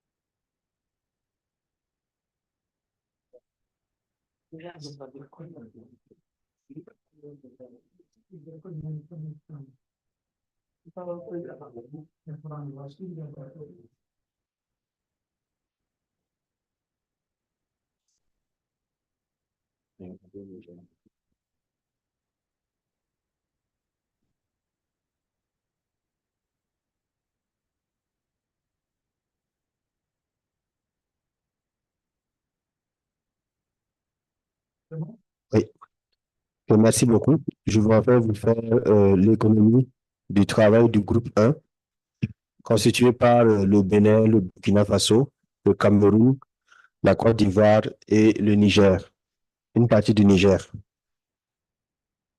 Donc, en termes de volet, plaidoyer, partenariat et mobilisation des ressources, nous avons prévu comme trois cibles le ministère nous-mêmes en charge de la santé animale, des ressources animales, le gouvernement, les autres ministères, les projets nationaux et enfin les partenaires techniques et financiers. Au niveau du ministère en charge de la santé animale, la stratégie, c'est de finaliser l'institutionnalisation du programme iSAVET, de mettre en place et d'opérationnaliser aussi un comité de pilotage qui sera multisectoriel. Donc, qui va prendre en compte principalement les acteurs du cadre One Health. Et comme méthode, c'est de pouvoir développer un plan stratégique pour la mise en œuvre de iSAVET, mais aussi de développer un plan de plaidoyer, en insistant bien sûr sur le plan de plaidoyer, et aussi développer un plan de mobilisation de ressources. Ils vont tous ensemble. Et donc, le principal objectif, c'est de pouvoir faire un plaidoyer pour pouvoir être plus efficace dans la mise en œuvre et aussi dans la mobilisation des ressources pour iSAVET. Par rapport avec les autres ministères, les projets nationaux et les structures privées, c'est de prévoir au niveau stratégique des réunions de présentation du programme iSAVET, déjà qu'ils connaissent et qu'ils sachent l'importance du programme, d'organiser des conférences ou des journées iSAVET et de vulgariser la formation au niveau pays, au niveau national. Et comme méthode, nous voulons déjà d'office identifier les partenaires potentiels en dehors des partenaires traditionnels avec lesquels nous travaillons dans le cadre de iSAVET. Accentuer la communication et la présentation des opportunités liées à la formation et aussi médiatiser les activités iSAVET, les faire connaître voilà, aussi bien au niveau de la population des bénéficiaires, aussi dans le monde scientifique avec les travaux et la valorisation des travaux des stagiaires. Et comme objectif, c'est de pouvoir mobiliser les ressources domestiques, même partielles, qui va encourager les partenaires à encourager à soutenir iSAVET, en voyant bien sûr que les États eux-mêmes mettent quelque chose à iSAVET, parce qu'il y a plusieurs pays jusqu'à présent où les États ne mettent pas quelque chose. En particulier, peut-être d'autres pays déjà où ils mettent des infrastructures à disposition. Alors, pour les autres partenaires techniques et financiers, nous prévoyons de faire une table ronde des bailleurs.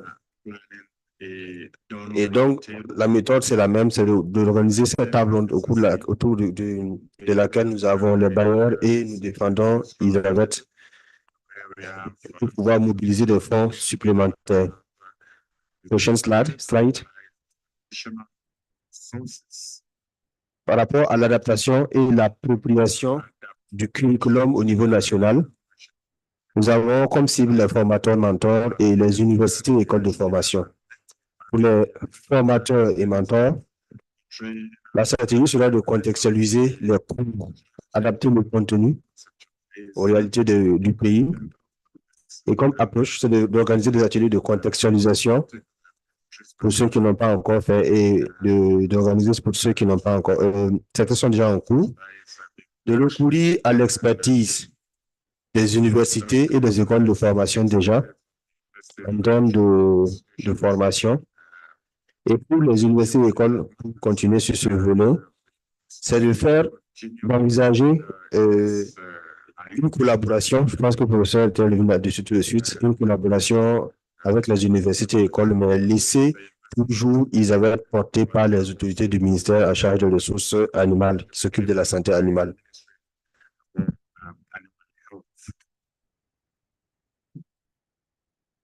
Prochaine slide. Maintenant, par rapport à l'adaptation au niveau régional du curriculum, nous avons comme cible la coordination régionale de hectares. Donc, comme stratégie d'harmoniser l'institutionnalisation, parce que bon, comme méthode, c'est de voir des ateliers régionaux, l'harmonisation et l'institutionnalisation de iSAVET.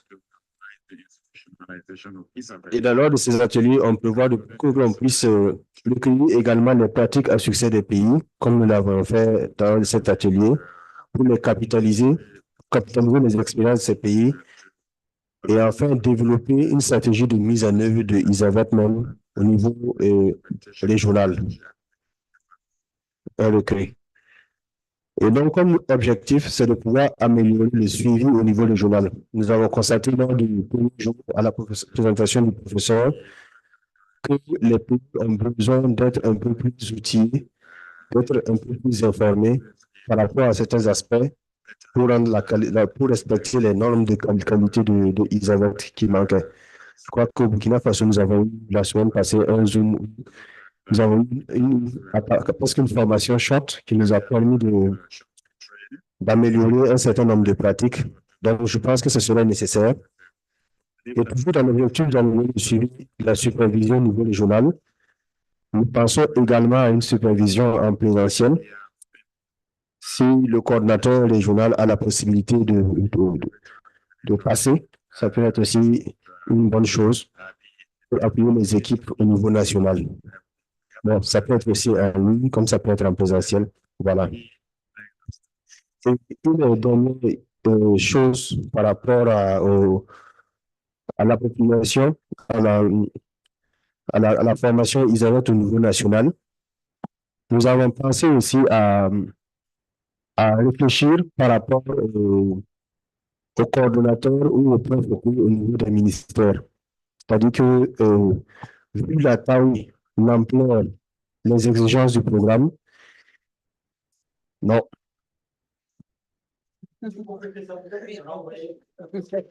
Voilà. Comme je disais, on n'a pas pu écrire ça.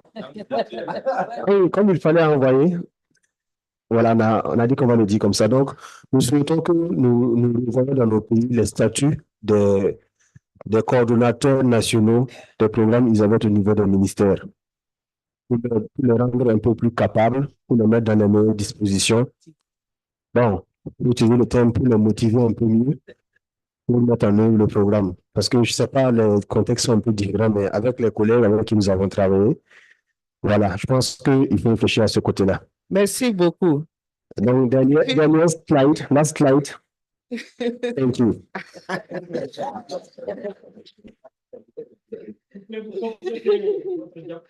Thank you very much.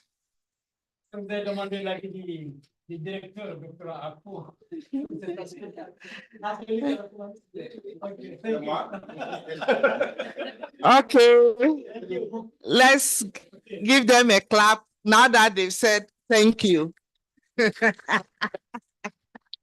So, what comments do we have and discussions, any information to be added for the two presentations that have been done now? Do we have some people on the floor or we are okay? Yes, Prof. One comment on the, maybe my English is not so good, but about the exchange of financial resources. Ah, okay, non, je parle, je viens que présenter en anglais là. Okay, I don't know if the adapted word on exchange financial resources. Maybe I don't know the cost sharing, I don't know what to present. Ah. Okay, only I have some this to highlight. Okay, thank you. There's a question on the floor. Cost sharing. What do you mean by that? or exchange of financial resources. oh, okay.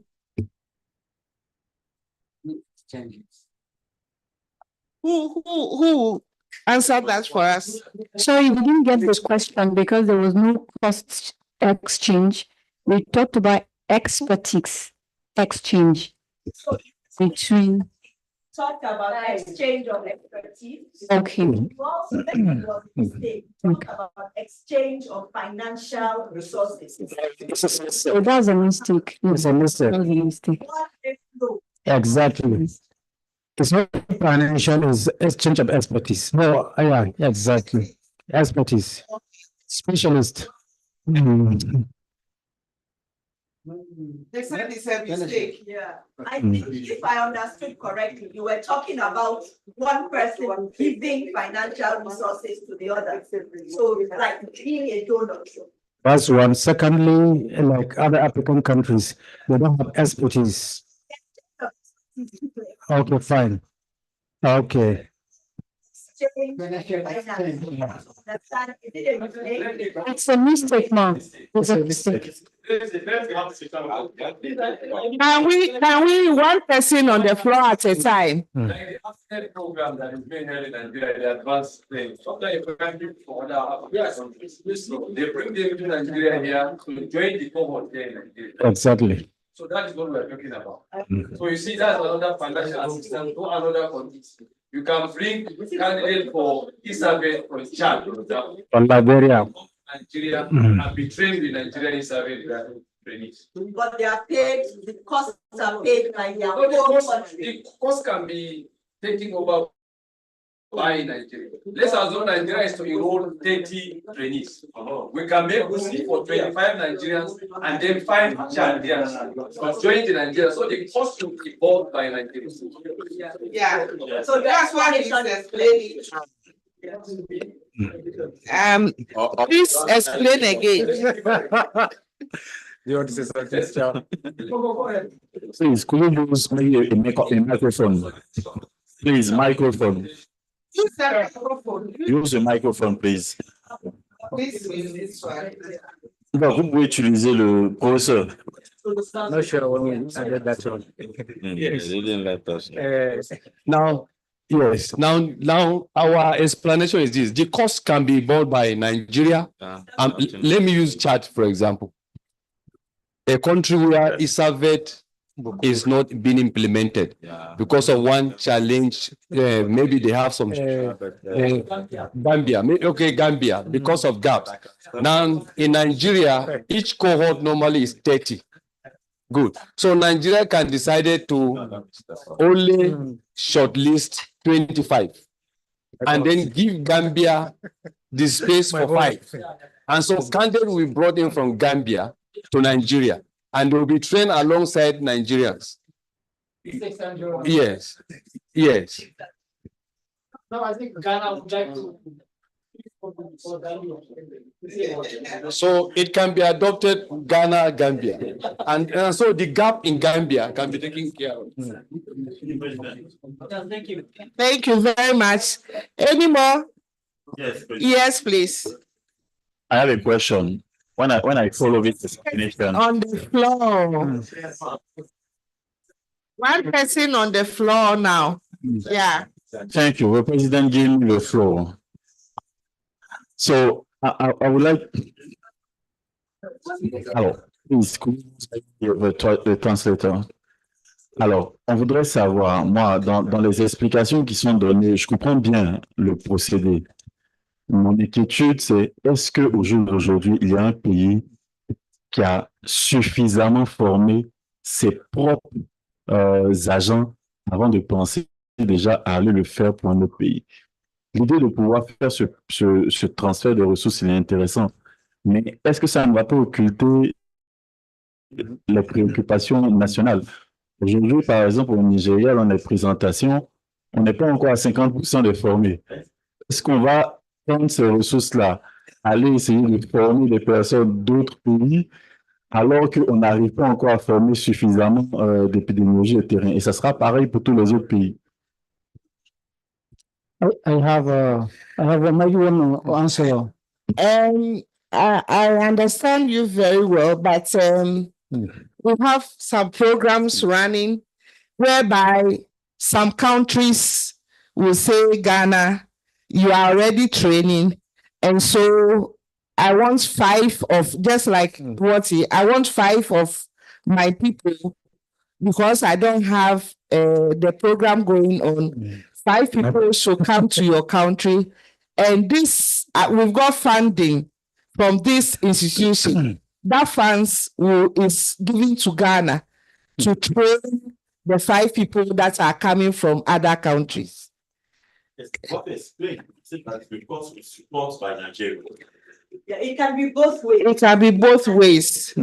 But for us, whenever some are coming, there are donors that are given to that country, and they pay directly to Ghana to support the people they are bringing in from their country. Elena, Sure. Yes, I can comment. Can I say a quick word regarding this point? En réalité, il y a des pays qui n'ont pas le dispositif en place. Le dispositif iSAVET, ça prend en compte le coordonnateur, les mentors, les formateurs et tout et tout. Et l'exemple de la Gambie est effectivement le meilleur exemple. Ils n'ont pas tout ça. Donc, s'ils ont un programme en cours, ils peuvent envoyer 5 ou 6 stagiaires au Ghana, OK, et puis payer pour leur formation. D'accord? Mais dans le cas du programme GHS, par exemple, chaque pays a son budget. On ne va pas accepter, par exemple, que le budget alloué pour le Nigeria, dans le cadre du projet FAO Hectare, d'être utilisé pour former les Sénégalais ou les Gambiens. Mais bon, il y a aussi la coopération sud-sud entre les pays. Le Nigeria, dans son budget propre, budget du gouvernement, peut décider, hein, comme ils ont dit, d'aider un pays frère, donc de former 5 et tout, mais ça ne sera pas peut-être l'argent du projet FAO Hectare, ça c'est sûr. D'accord? Mais cette coopération-là est aussi possible. Si un pays a un programme qui est en cours, il n'a pas le dispositif en place, il n'a pas de formateur, il n'a pas de mentor, il peut transférer des stagiaires pour être formés dans le pays, dans un pays tiers, quoi. C'est un peu ça l'idée. Je pense qu'on est en train de réfléchir sur le Ghana et la Gambie avec le projet DEFRA, pas DETRA, mais DEFRA, mais on attend qu'il y ait des ressources additionnelles. Merci. Bon. Any more? One more.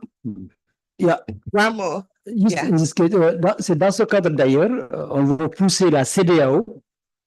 Par exemple, si la CEDEAO, par exemple, dit que moi je veux former 5 du Libéria, bon, ou bien 5 de trucs, bon, on peut prendre, si la CEDEAO paye, si les Sierra Leone vont faire par exemple une formation iSAVET, ils vont ajouter par exemple 5 Libériens. C'est juste des exemples, mais c'est des fonds qui sont d'autres donneurs en tant que partenaires. Merci.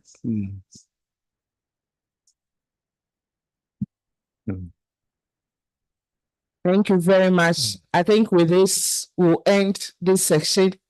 But as Prof said, we should look at the slides that we've put, was posted to him, and then we make the amendments, write a list of people in your group, and if there are some mistakes or some more suggestions, please add up, and then you repost it back to him so that it will be complete. Thank you very much. Thank you, Chair. So now we are going to, we've had the discussions, recommendations and way forward. Yeah. That one too. Yeah. Yeah. Please, if you allow me, I think, je pense que au niveau des recommandations, on a des recommandations de l'année dernière. Elles sont valables. Maintenant, je vais juste projeter le tableau que j'avais envoyé au pays pour qu'on comprenne mieux comment on pourra compléter. Ce que vous avez envoyé, je vais reprendre ça moi-même. Je vais mettre les chiffres et je vais renvoyer à chaque pays le total que vous allez prendre en compte.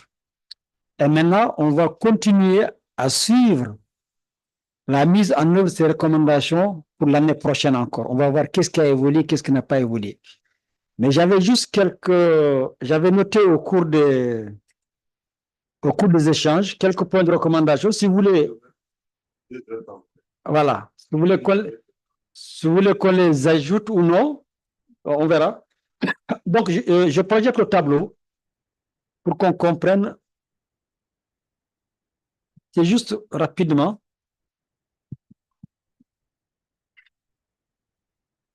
There is Excel sheet here.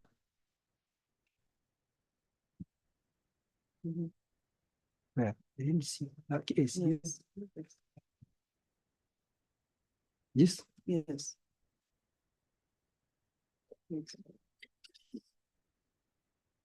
OK. C'est ce que j'avais envoyé un exemple. J'ai donné un exemple. Vous savez, le processus, c'est qu'on a mis une recommandation. Donc, moi, mon idée, c'est il y a 3 colonnes, mais il n'y a que 2 chiffres. Chaque recommandation, c'est un point. Une recommandation, soit on a commencé à la mettre en œuvre, soit c'est complet ou c'est pas complet. Donc, si on a commencé la mise en œuvre, on met 0,5. Si c'est complet, on met 0,5. Donc, ce qui veut dire qu'on a achevé tout. Mais si on n'a pas achevé, on met encore 0,5. Ce qui veut dire au total, je vais mettre pour le pays, il y a peut-être 80% qui sont entamés. Il y a 25% peut-être qui ne sont pas finalisés et le reste est finalisé. Donc, chaque pays aura son pourcentage. Et ça va donner la cartographie des recommandations qui sont complétées, les recommandations qui ont été initiées et celles qui sont incomplètes. Ça sera maintenant l'œuvre de l'année prochaine de voir comment poursuivre ça. Donc là, je pense que les recommandations restent toujours valables.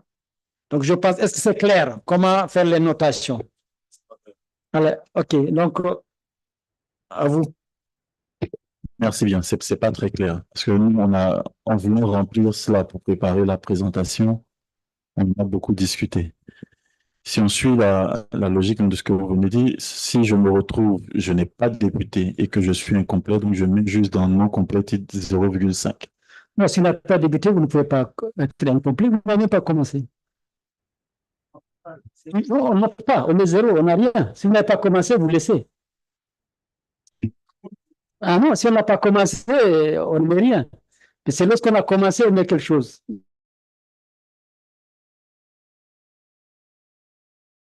Commencé, vous ne mettez rien. Ça veut dire que rien n'a été fait. C'est qu'on a complété ou on a commencé, on n'a pas complété. Ce qui veut dire qu'on a apporté 16 recommandations. Dans ces 16, je disais que peut-être 12 ont été entamées. Le reste n'a pas été entamé. Et parmi ces 12, peut-être il y a 7 qui ne sont pas complétés. Et il y a à peu près 5 qui sont complétés. Ça vous donne des pourcentages. Le pourcentage, c'est qui a été entamé. Le pourcentage, c'est qui a été complété. Et voilà, le reste, c'est incomplet. Et donc, ce qui veut dire que l'œuvre de l'année prochaine, c'est de voir là où ça n'a pas été entamé, ou bien ce qui a été entamé et n'a pas été complété. Allez-y. Oui, j'ai demandé alors le total de la ligne. Si on essaie juste de voir le total de la ligne, ça doit être égal à 1 ou 1,5. Vous avez dit première ligne. Le total, attendez. Le total, si vous mettez le 0,5 ou 0 ou quoi que ce soit, vous allez mettre le total ici. Vous additionnez le point ici, n'est-ce pas? Et puis, de ce total-là, vous avez par exemple 16 recommandations. Parmi ces 16, il y en a combien qui ont été entamées? Si c'est le tout, c'est 100%. N'est-ce pas? Est-ce que c'est entamé? Oui. OK, allez-y. Ça veut dire que j'ai les 16. je les ai entamées toutes. Donc, j'aurai 0,5 dans chacune des cellules. La somme va me faire 8. Excuse-moi. En bas, en dessous, la somme va faire 8. C'est quoi, c'est du nombre? C'est du nombre, le nombre, c'est que entamé, c'est que ça pas.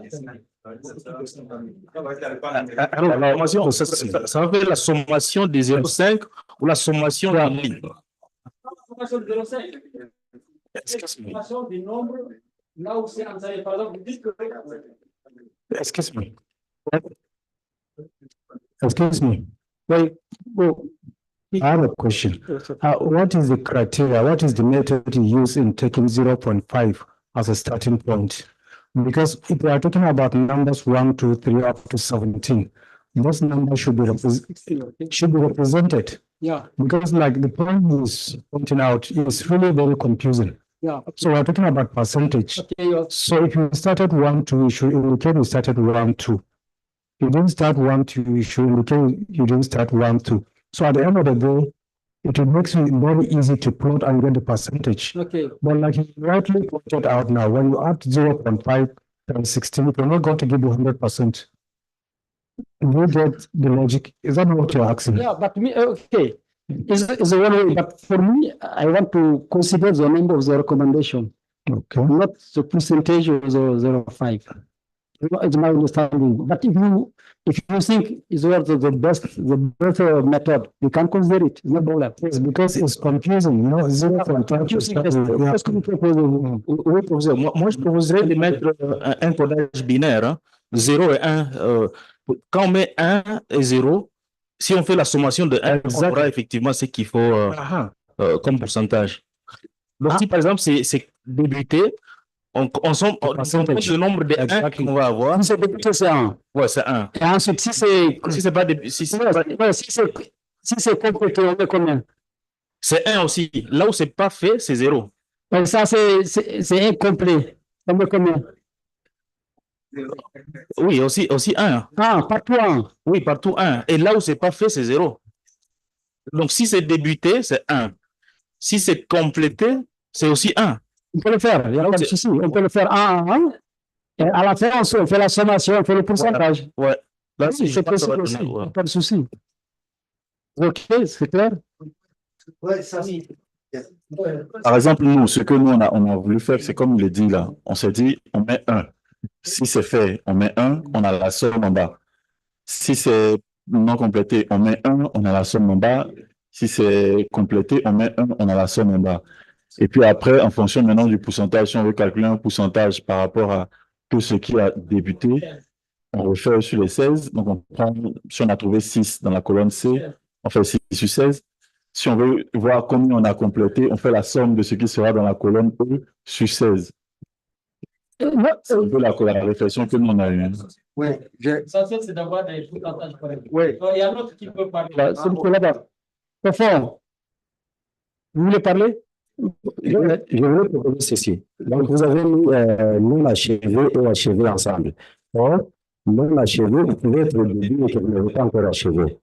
Donc, que ça soit. Non, c'est pas ensemble. C'est chaque colonne. Vous avez séparé là-bas? Oui.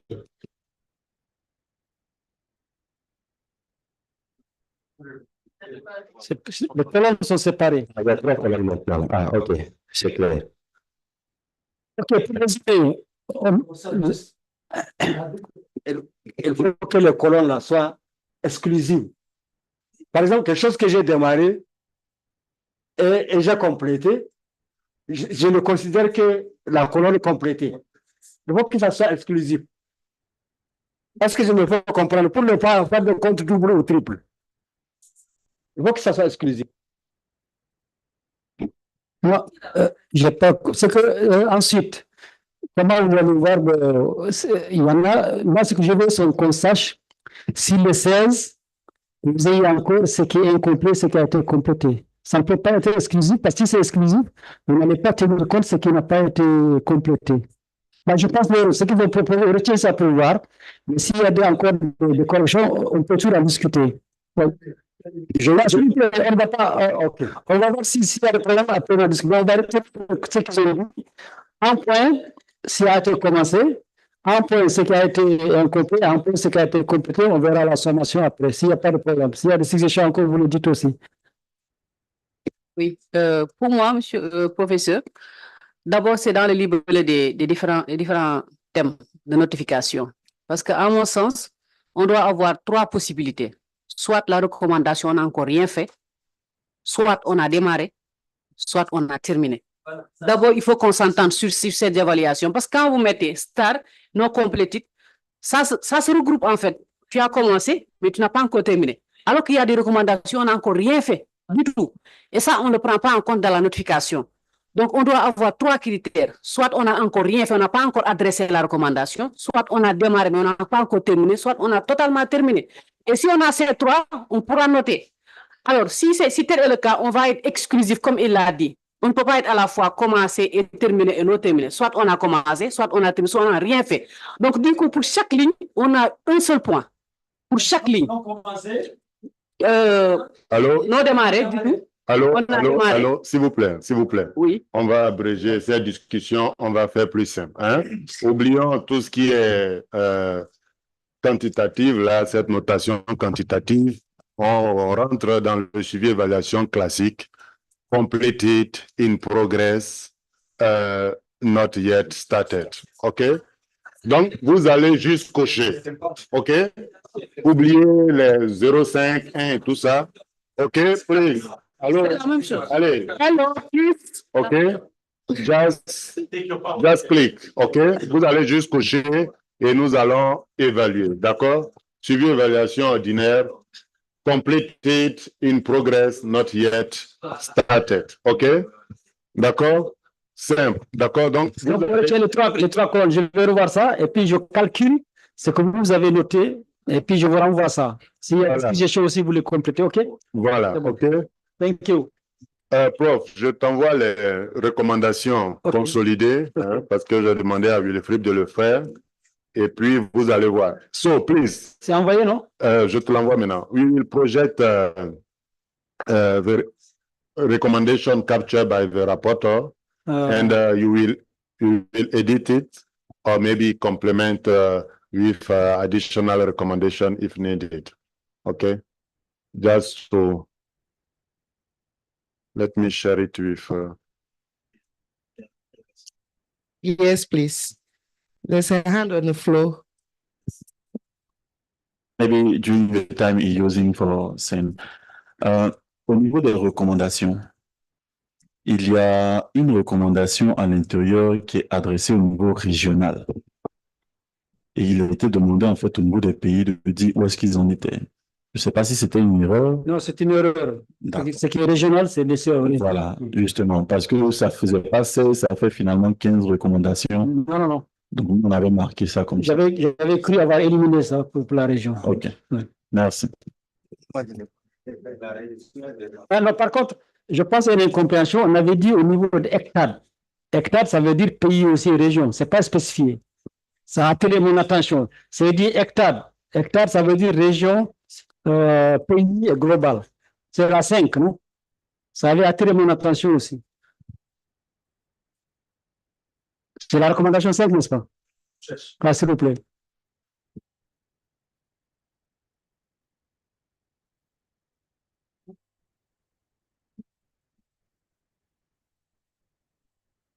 That's a problem. Yes. Doctor, have you seen it? Yes. Ah oui, parce que là, les pays doivent vous aider. D'ailleurs, c'est pourquoi je vous ai envoyé des prototypes de success story de bonnes pratiques. Mais les pays n'ont pas répondu. Les pays devaient nous alimenter pour qu'on organise un atelier ou un webinaire sur ça. Donc, nous sommes tous interpellés parce que nous, ce qu'on organise, on organise avec ce que les pays font. Peut-être que ce n'était pas... Vous étiez à l'atelier l'année dernière? Ah, voilà. Peut-être ça. Mais on devait, tout devait contribuer, les pays, la région, et pour organiser genre webinaire ou atelier. Donc, ça interpelle tout le monde. Merci. Merci. OK, bon, c'est parti, hein? Ouais.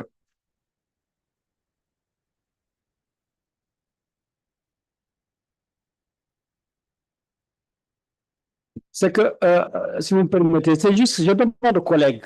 C'est ça aussi l'intérêt d'échange. Parce que j'aurais bien aimé avant l'atelier que s'il y a des observations de ce type, qu'il y ait un feedback.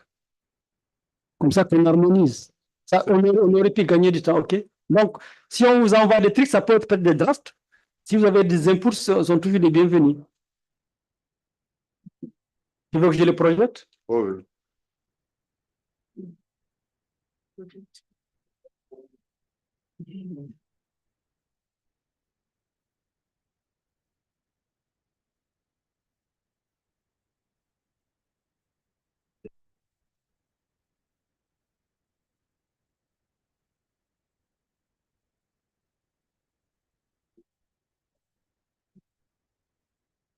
So, Elena, you will continue to lead, okay, the session. So, as I said, this is some recommendation. Let's say, yes, from the day-to-day report, okay? Okay. So, it's just a draft. Huh? It's up to the, let's say, the participant to edit or to validate or to add more. Yeah. Okay. But so today's proceedings is not part of it, or it's already captured. I'm not sure. So you can read it. Okay. And validate what is good for the assembly or add more. Okay. Just to have a draft on what we can build. Okay. Okay. So I take also the opportunity to say that the CVO is here. And after this session, we can directly go for the closing ceremony. Okay. So let's do this very quick. Sorry. Yeah, allow me just to interact because we have not introduced the Chief Veterinary Officer for Nigeria, Dr. Kolumba Teru. I want him to stand up, those that you can recognize him in his presence. Thank you, sir. He's a very strong support to FAO, especially Egg 13. And whatever we're doing in this country, he knows it. I want to recognize his presence and the honor that we have for his presence to be doing this closing session. Thank you so much. We can now go ahead. Thank you very much. Sir, you are welcome. Can we be attentive so that we look at whatever we have? Sorry, I have to speak only English, but it will be translated. So looking at FAO region. Can I increase a little bit? Organize a regional workshop to showcase and communicate iSAVET results and celebrate best iSAVET graduates on World Epidemiology Day. That's an example given. Support the development of the iSAVET hybrid training strategy using the VLC and organize a pilot phase. At country level, we are looking at continue implementing the recommendations from the 2023 iSAVET annual workshop that was held in Dakar. Can we enhance the visibility of the program through active communication of the results? Results achieved and raising awareness among stakeholders. We are also looking at support the participation of best iSAVET graduates in national and international conferences. Develop a strategy to sustain the iSAVET program at country level and test it. Develop an advocacy plan to mobilize additional resources taking into account gender aspects. Here I would say gender sensitivity. Yes, we correct everything. Yes. Energize with other institutions working on capacity building for field epidemiology agents. conducts the evaluation of iSAVET training at country level, consider a refresher training on Excel practices before starting the training on iSAVET cohorts. Okay. Is that all? Yes. Oh, So okay. Just a draft. This is a draft. You can edit, Yeah. remove what is not relevant, add more. More. So the Okay. assembly is the one who will decide. So, looking at what I've just read, what do we do? Do we accept? Do we add? Yes, please.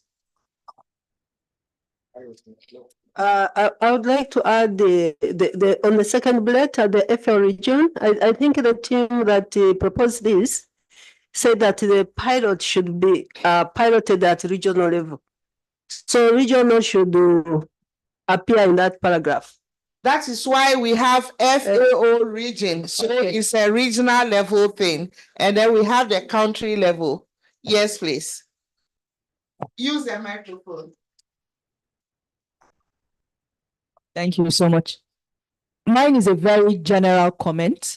I think that some key points were put down during the presentations, but I'm very sure that the team, once they are able to, at their leisure, go through the presentations, there are one or two things which can be elaborated more from the presentations that were made this morning. So that's just a general comment to deepen this. Thank you. But this recommendation should be validated by the assembly. Yeah. So I think you can maybe go. We need to validate this. There is some.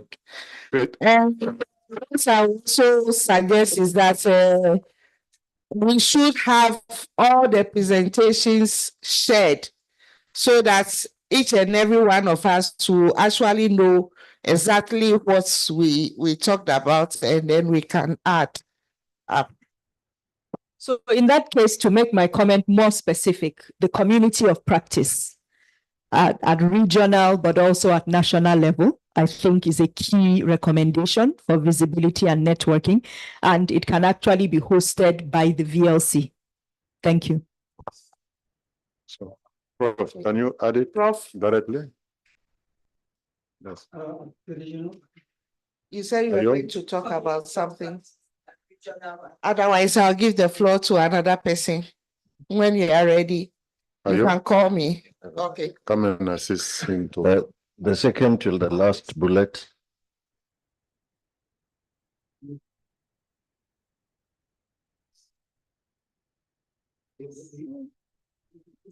Docteur, prof, laisse-la prendre la commande. Comme ça, elle va faire ça pour toi. C'est très rapide. Ayo, so you will take all of the points, not only this one, okay? Prof, are you on the floor? I should give the floor to. Okay, yeah, okay. Please go on. Yeah, if you may scroll down, please. Please go down. Yeah, so she's using the same. Okay. Yes, the second to the last bullet. Okay. Conduct the evaluation of iSAVET training. I think this is a very broad. What is the specific recommendation? It is not very clear.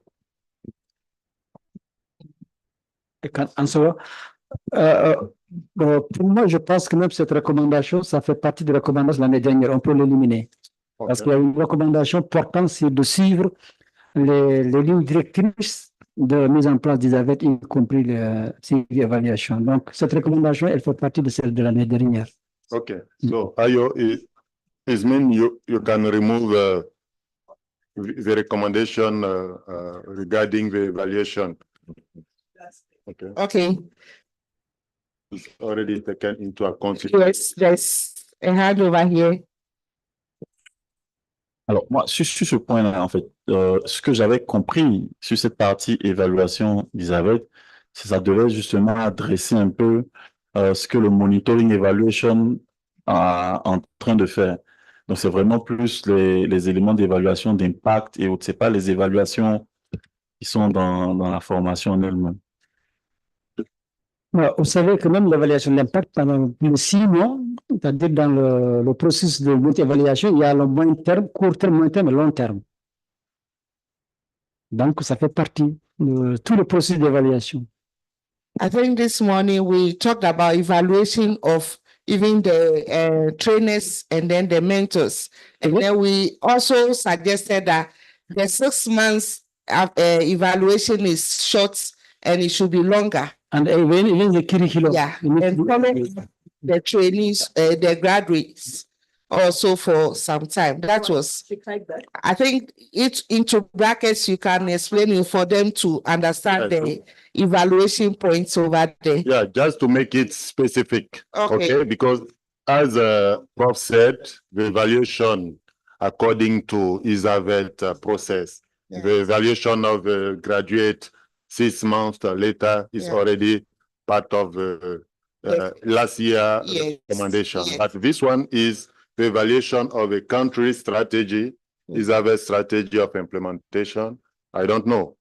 According to what Wilfried said, okay, because country has its own strategy, including mentor, trainers, and maybe something. Yes. So it's better after 3 years to sit down and try to see if it is good or not. The impact of what they are doing, how they can improve it, and so and so. Okay. So it's valid. I think, yeah.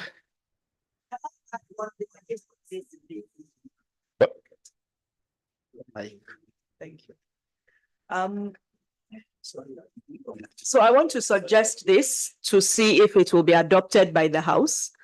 One of the things that we also mentioned is to have, to strengthen monitoring and evaluation within the routine surveillance system, because what that does is 2 things. One, it gives us a way for continuous improvement of the surveillance system easily. But secondly, it allows us to capture the contribution of iSAVET to the national surveillance system. So I don't know if we are interested in adopting that recommendation. I don't know if there are some countries who already have this type of thing working very well, or if we agree that it's something which is a common gap. It would be good to hear from colleagues so that we know whether to put it here or not. Thank you. Yes. Yes, just to say that there is some specific tool to, for example, evaluate the surveillance system. For example, SET is available, okay?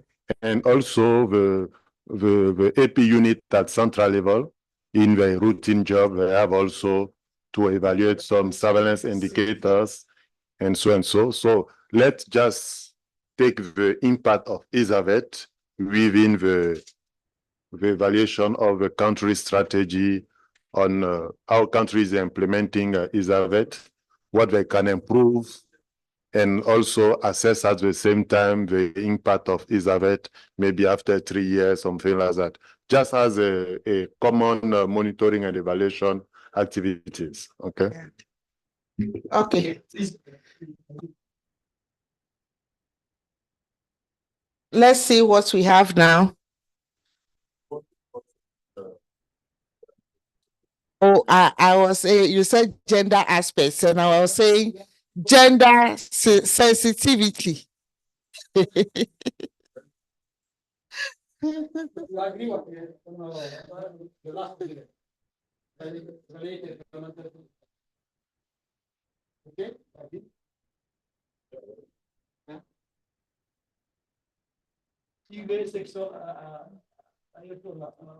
Are we okay?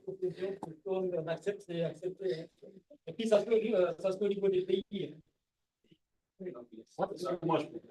Là, on copie le principe. C'est important de dès à présent comment ça va se faire. Au niveau du pays, vous allez faire vous vos critères, c'est comme vous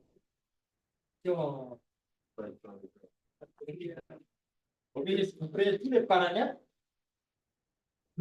Soit vous voulez qu'on harmonise, on fait un canevas. Please use the microphone. They can't do the translation. Parce qu'une chose, c'est de proposer des recommandations, et l'autre aussi, c'est de voir comment on va le mettre en œuvre. Est-ce qu'on va faire un carnaval unique pour tous les pays ou chaque pays qui va le faire va faire son carnaval? Je pense qu'on va faire la réflexion plus tard. Vous pouvez organiser une réunion avec tous les focal points et tout. Mais dans vos activités de suivi et évaluation, vous devez penser à évaluer la stratégie nationale de mise en œuvre des iSAVET, y compris l'impact de la formation. Après 3 ans, un pays qui vient de commencer, bon, c'est peut-être pas nécessaire. Donc, chacun va voir. OK? Essayons d'avancer. Après, on va discuter de la mise en œuvre. Une question pour prof. Est-ce que possible d'avoir un format de cette évaluation à le niveau de région pour utiliser dans le niveau national? Is it possible to have a format for this type of action review from the region? Yes, so that Ayo, it's we will coming discuss across these things later, yes. Okay. How to do, we'll discuss later if it will take time now. Okay, there's a hand on the floor. You give her the chance. Women first. Oh, merci. C'était pour revenir. Yeah, she's on the floor. Sorry? Well, it's just to change aspect by sensitivity.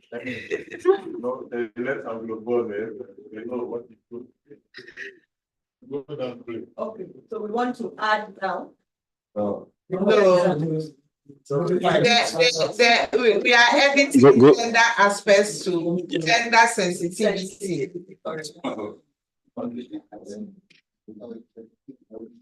Dans la différence, c'est grand. Sensitivity is more.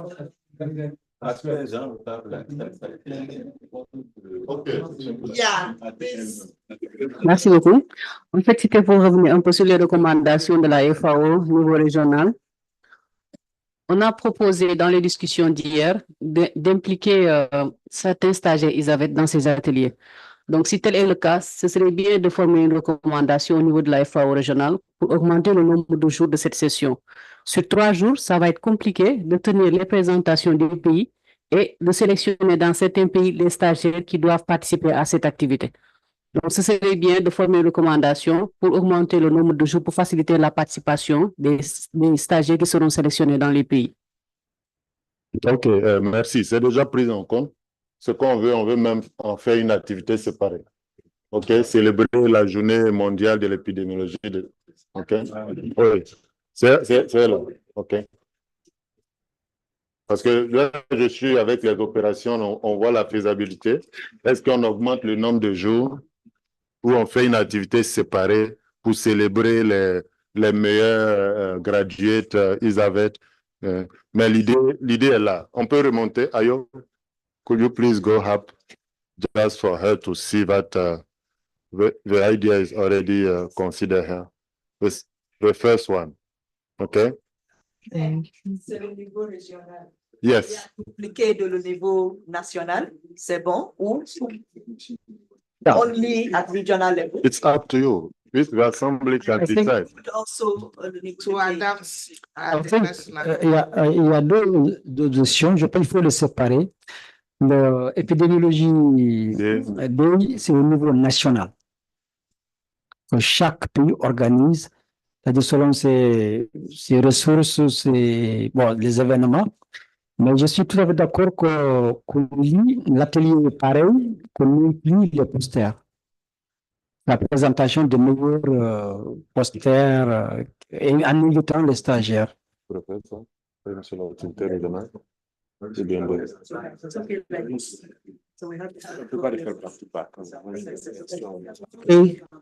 Okay. Are we done? Okay, so please, Ayo, could you please duplicate the recommendation also at country level?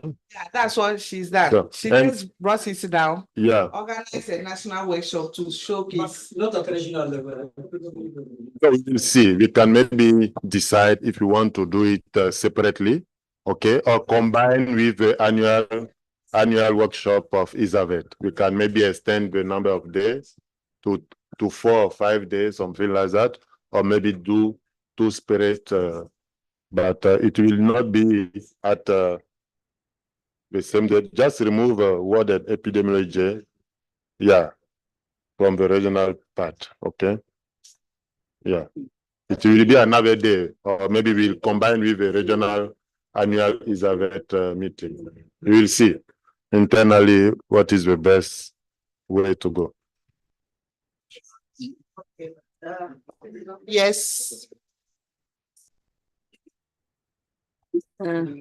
Thank you so much. I think that it will be better to separate this ceremony of presenting or showcasing what we are doing at iSAVET. And what is important that is that it can be a good occasion for resource mobilization. And maybe in some countries like Senegal, World Bank is supporting iSAVET and other projects like CRAPS, and it will be the main occasion to invite the different donors and showcase the best result we get. And this is why I'm not agree to combine with what we are doing technically and inside VTO stuff. I think that it is better to separate and to give to this ceremony a good level of communication, showcasing and outreaching what we are doing at every level. Yeah. I think that FETP do the same. Yeah, annually. Sorry. Okay, just to comment on what I just said, yes, I will agree to have it separate, and as she mentioned, it will be an opportunity to showcase what the students are doing at country level and then can mobilize extra resources. But if you combine it with our regional events, I don't think this will be, because it will be too long and then we won't have donors, present during the whole time. Thank you. It's been separated, so we can move on. So do we adapt the whole house? Or we adapt whatever has been put on now? Okay, so I think we are done and we should give ourselves a clap for doing a good job. Yes, please. Oh, your hand went down, so I thought you'll be answered. Do you have anything? Yeah, we've clapped. So thank you very much. I think now we are done and we'll have our closing ceremony. Can we just have that table organized? Again, we'll have a table organized. Yes.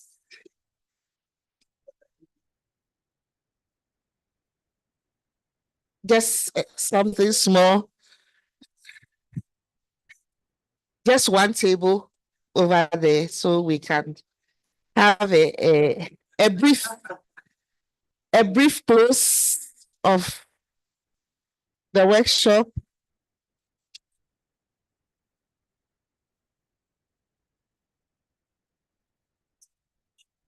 I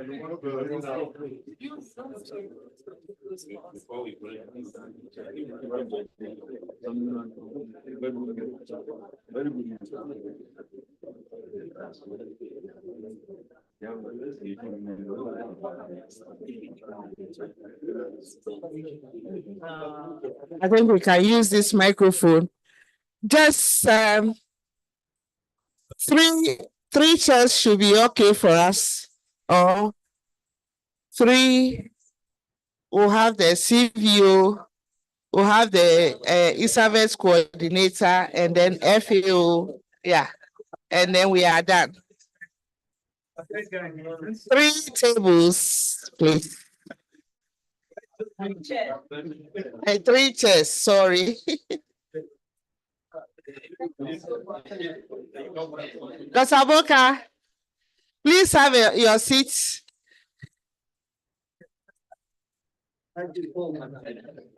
Prof, sorry? A third Mashra, okay. I've been told one more seat for a third Mashra.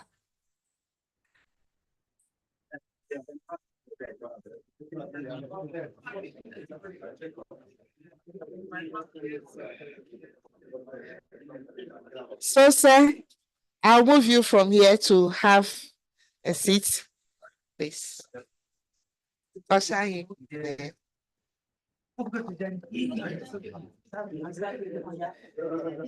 Prof, are you going to join them? Why? Boka will be there. Okay. So I think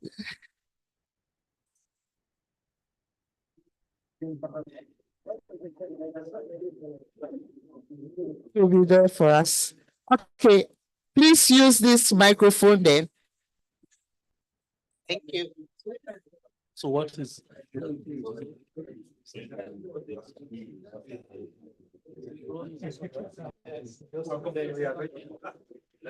One meeting, please. Let's have a one meeting, please. Since the minister said yesterday, maybe let's stand to speak. It allows us to, yeah. It is my pleasure, colleagues from ECTAD in West and the Central Africa countries, and also different government officials in respective countries who attended this meeting. It is my pleasure again to welcome you in Nigeria because you are still around. And because again we have my brother, Dr. Bakuru, who also honored us today in attending this meeting. I'm very, very much strengthened in my work every day when I call him and I tell him there is a concept note that we are initiating to undertake and conduct this activity. We look at it, I share always this with him. We look at it and in 2 words, he will say, please go ahead. And this is a strength, it strengthens me every day in what I'm doing in Nigeria. That's why, specifically for this iSAVET activity, we are proud, we are happy that Nigeria is really running faster.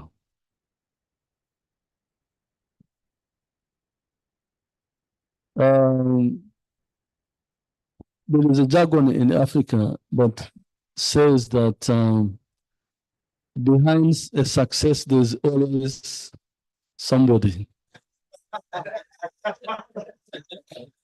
Being a man, there's always a woman. And being a woman, there's always a man. Okay, I have a lot of women around. There's Ayo, who is national coordinator of ECTAD, doing very well. There's Ayo, who's iSAVET specialist. I work for specialists in the ECTAD team. There's a Professor Lomin, who is my own ma, who's a ma for all, some of all the colleagues here. But specifically, I don't know how it happened. There's a man behind a man. Behind me, there is a man. There's the civilian of Nigeria who is supportive to ECTAD activities. I don't want to say that because now I can also tell to my colleagues why everything we see in Nigeria are happening. There is a man behind the ECTAD team in Nigeria who is the civilian in Nigeria who talk to the collaborators, other civilians, who talk to the minister when it's needed. You saw how the minister yesterday was like talking about iSAVET as if he knows it very well. So it is because of my brother, Bakuru. So I want to thank you, sir, for being around, continuing supporting the ECTAD. You did it before I came to this country, and I'm sure you continue to do it as long as we are together. So this is the only thing that I want to say this morning. Also reporting to my managers in the regional office that ECTAD is built in Nigeria as a house on a very strong stone. So the stone is here.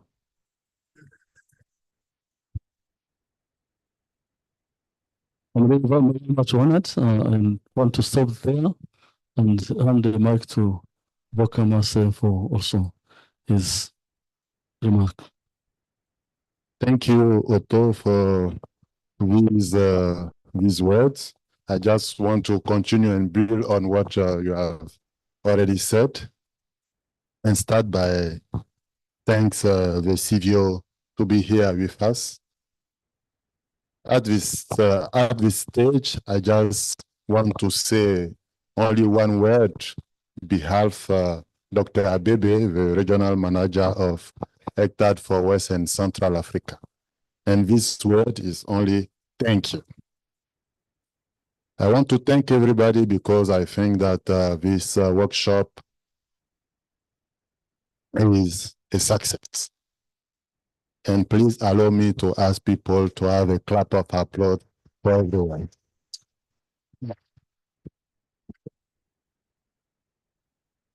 I want especially to thank Nigeria for hosting this regional workshop. And I think Prof. Yakuba was right by choosing Nigeria for this annual rendezvous. The visit of the Minister of Livestock, of Agriculture of Nigeria, the visit of the CVO, the presence of all of the high national authorities of Nigeria, some for several days, is for me a proof of the higher commitment of the country and also of the let's say the ownership of iSAVET program here in Nigeria. I want also to thank Mama iSAVET. Okay.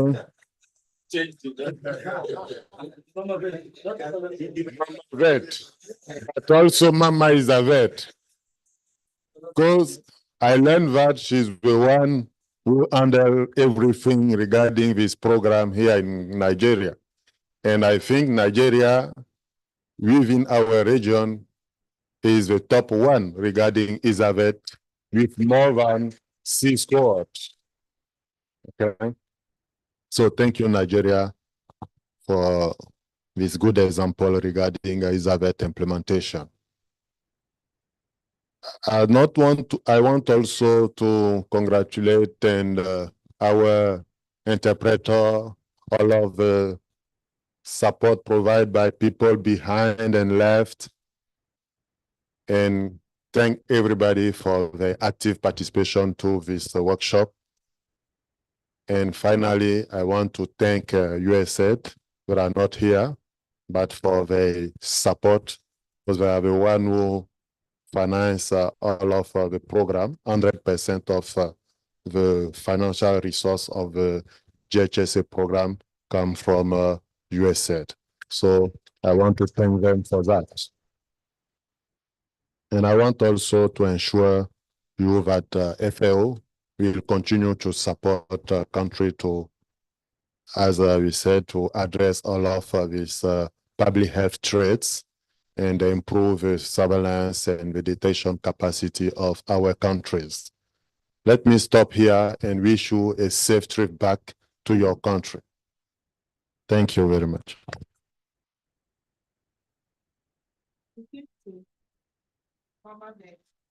And Mama iSAVET.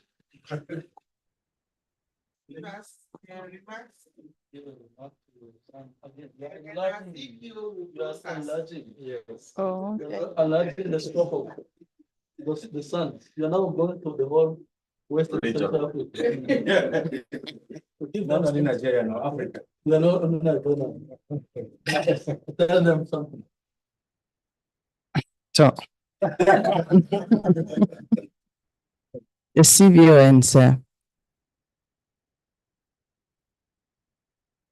the ECTAD personnel, and all of you, I believe the protocol list has been drawn up before I came in, and every other person and my colleagues. Bonjour. Ça va? Thank you. And for the English people, good morning. I came in here briefly, we got the teams and I had to do another job. So I'm sorry I wasn't part of most of today's work, but CVO and sir, we want to thank you for coming today. I don't want to repeat it because if the minister is a son, then the CVO is also a son, you know that.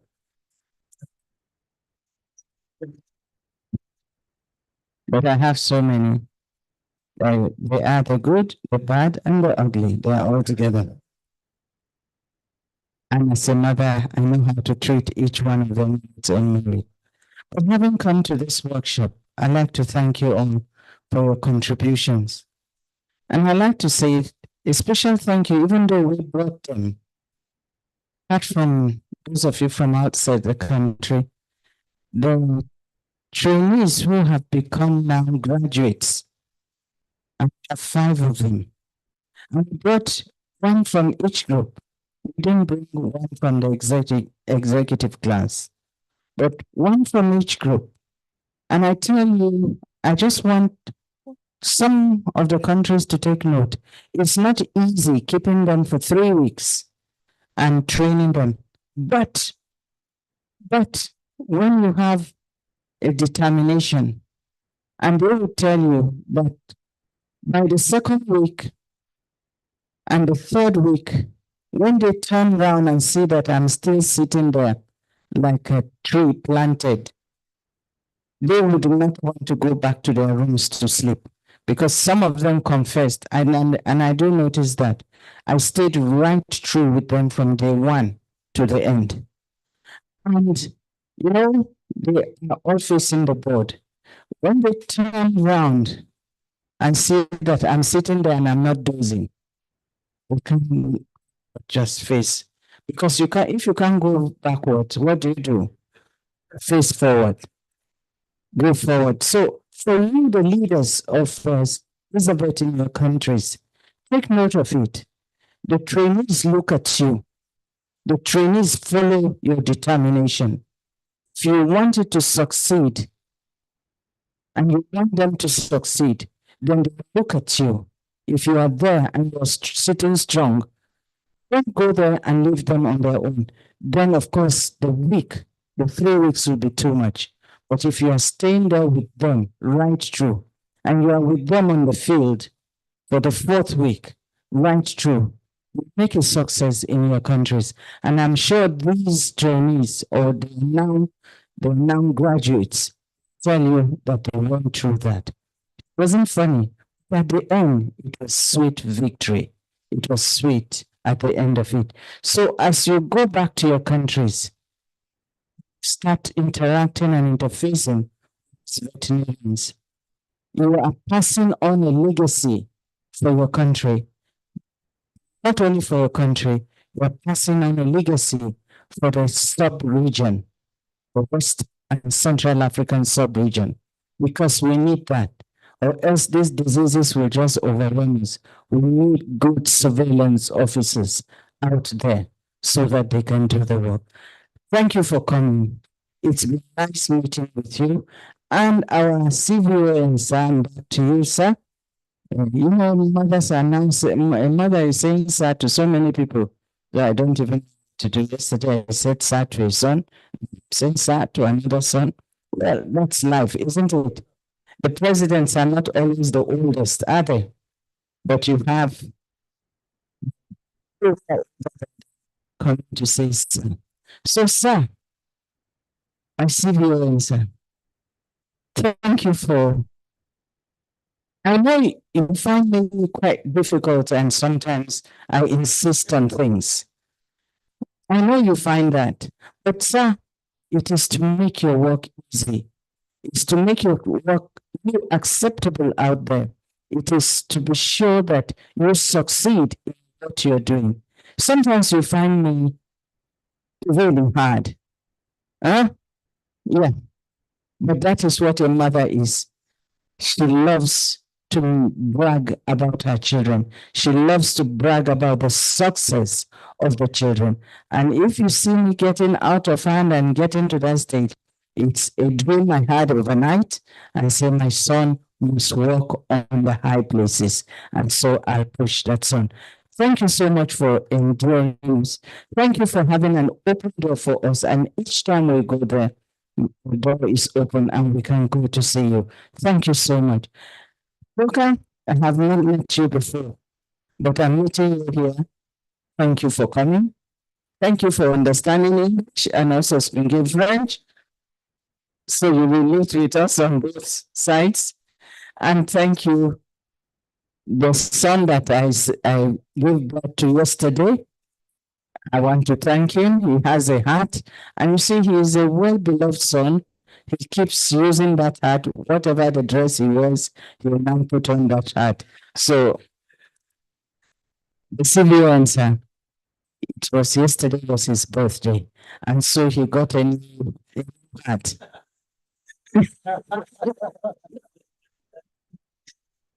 And the professor who is sitting there quietly doing all the computer work, I must say that it's been fun having you. We've interacted with the professor, but on the Zoom, and there was no face-to-face contact. It was more of his voice, my voice. So when he answered, I said, I thought I knew this fellow, but the voice, it's the same. It's Professor Kane. And we've been talking with Kane.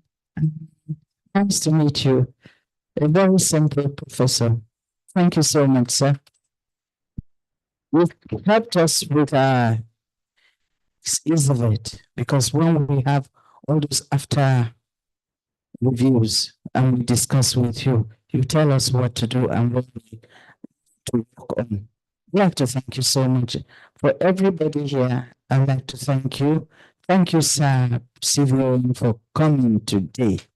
I must say you've made my day and my week and my month and my year.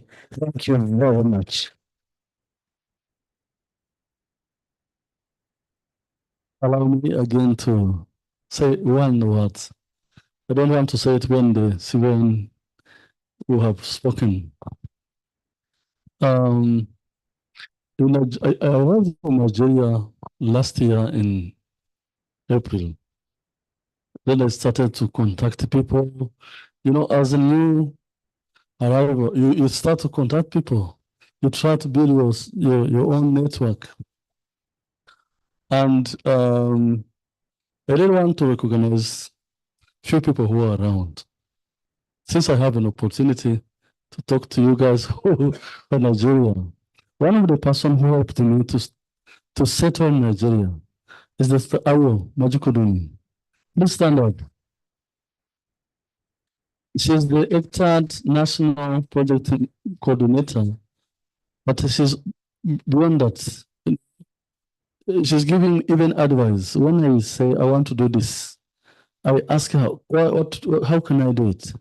I have my idea, what I do, but I also always consult her, how can I do it? Because she knows very well the country and the details of Nigeria, who is diverse.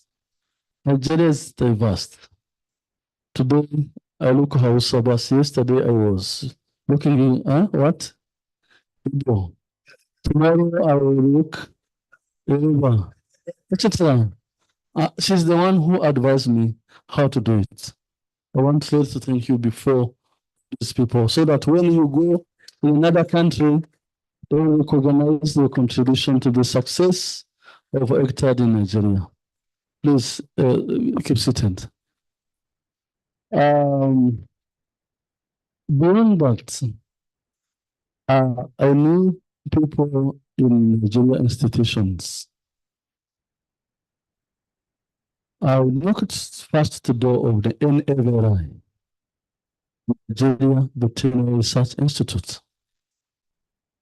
That was the national, the same. Not added the federal, so it was there before the federation. Yeah? So, Dr. Mawan Muhammad, one lady to recognize the support you give to me in this country. Today, we are talking about iSAVET, but majority of activities are addressing lab activities. Lab development, we have almost more than 20 laboratories and semi-laboratories. We are addressing them, we are trying to equip them, we are trying to bring a number of support that ECTAD is providing. I don't call the managers of central laboratories. I always send her an SMS and a WhatsApp message. And I can receive a response in less than 10 minutes. I don't know where she's seated. She's like always at home waiting for a message. Because I receive a message in less than 10 minutes. And it is impressive. I'm a foreign in this country. Majority of the guys are working in different countries where they are foreign. When you have this support, you feel more updated as a foreign. It is what I got from Dr. Miriam.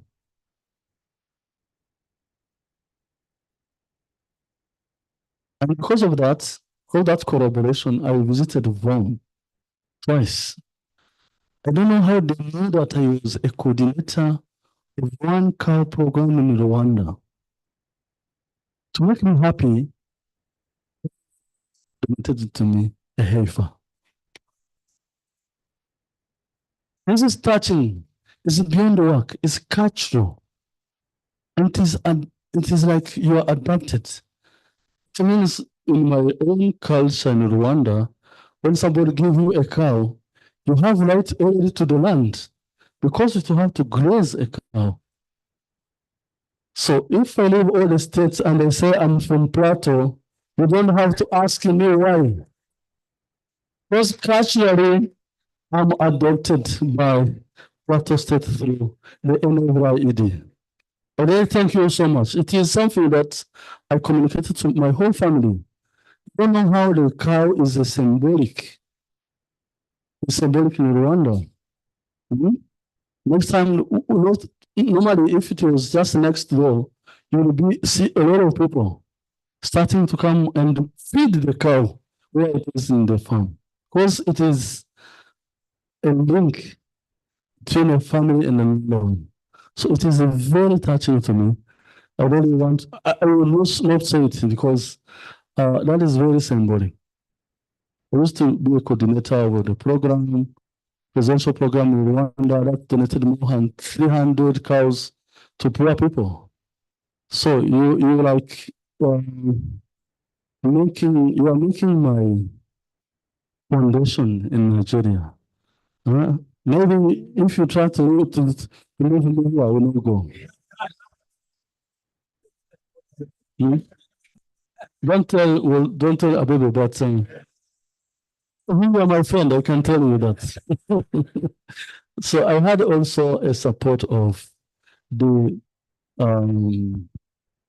what do you call it? The institutions that are governing the profession in Nigeria, the vet profession.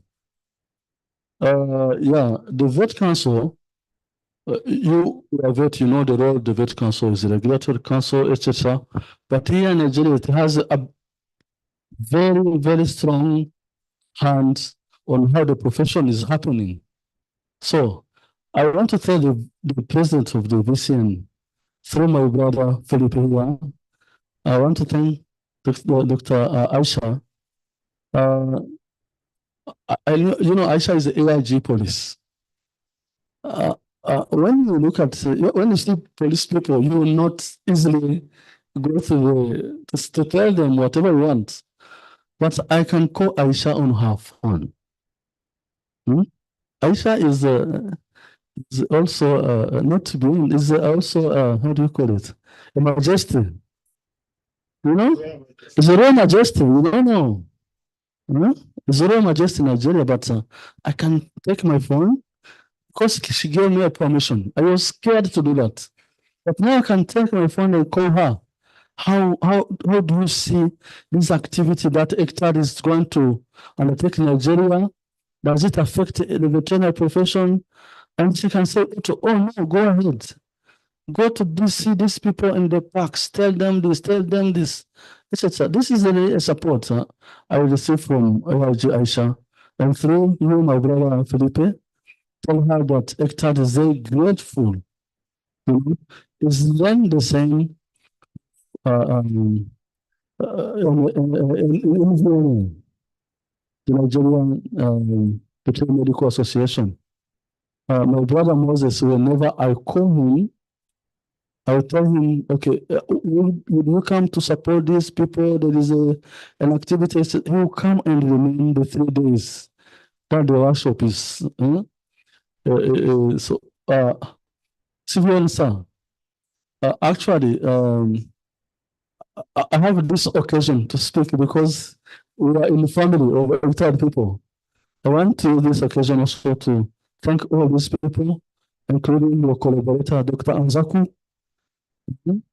We work together when we celebrate the Rabies Day in this road. We are always together.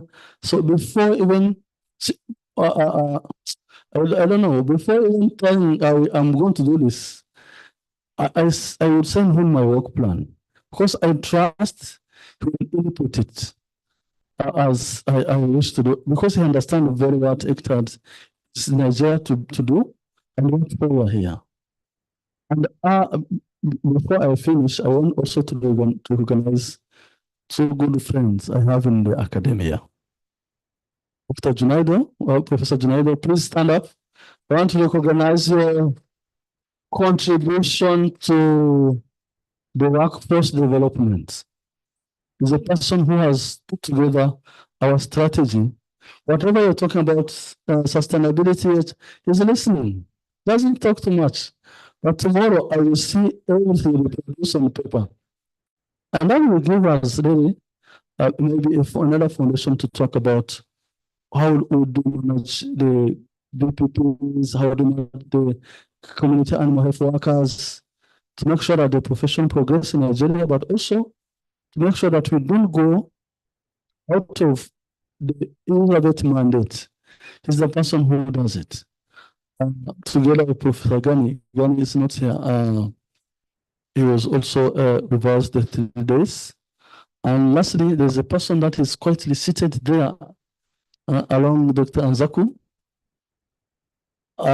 Yes, the person who sang to me yesterday,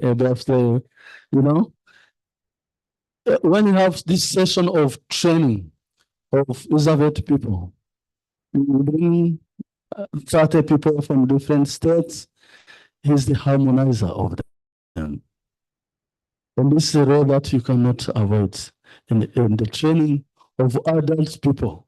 Because you train other people, not like students, but as people who are busy the rest of their life. So she harmonizes it, and then that's why you can see all these results that iSAVET is having in Nigeria. So I have never spoken this language since I'm in the country, but when I have an opportunity, I also want to recognize publicly why we could be successful in this country. We are successful in this country because we have support of as the FAO, the rest of the teams that are regional level, etc. But you cannot be successful if you don't have local and meaningful support. This is what I want to recognize and send this message at the regional level that we are very well settled, we are very well adopted the country to contribute to the development of the professional in Nigeria. So allow me to hand the mic for you to close this workshop. Thank you so much. Thank you, Ocho. Do I need to talk again? Well, it's in the African culture to acknowledge some people, and usually I like starting by acknowledging my teachers. You have heard from some of them. There are quite a number of professors here, but Mama Vet is luckily one of them. And I think I have developed immunity to the toughness. It started about 3 decades ago in the faculty, and those who were groomed by her, including Professor Junaidu, we understand whom she is. Luckily for me, I'm among the good ones.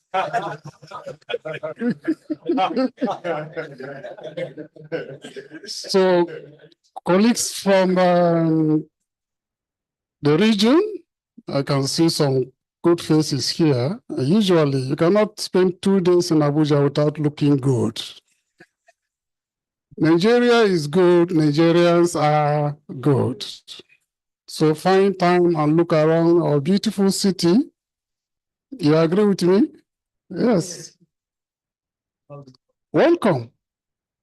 A few years ago, I was involved in disease outbreak investigation. We went to a farm, and the farm attendant said, "Welcome to the farm." Then we left that farm, just about 45 minutes drive. It actually happened on the plateau.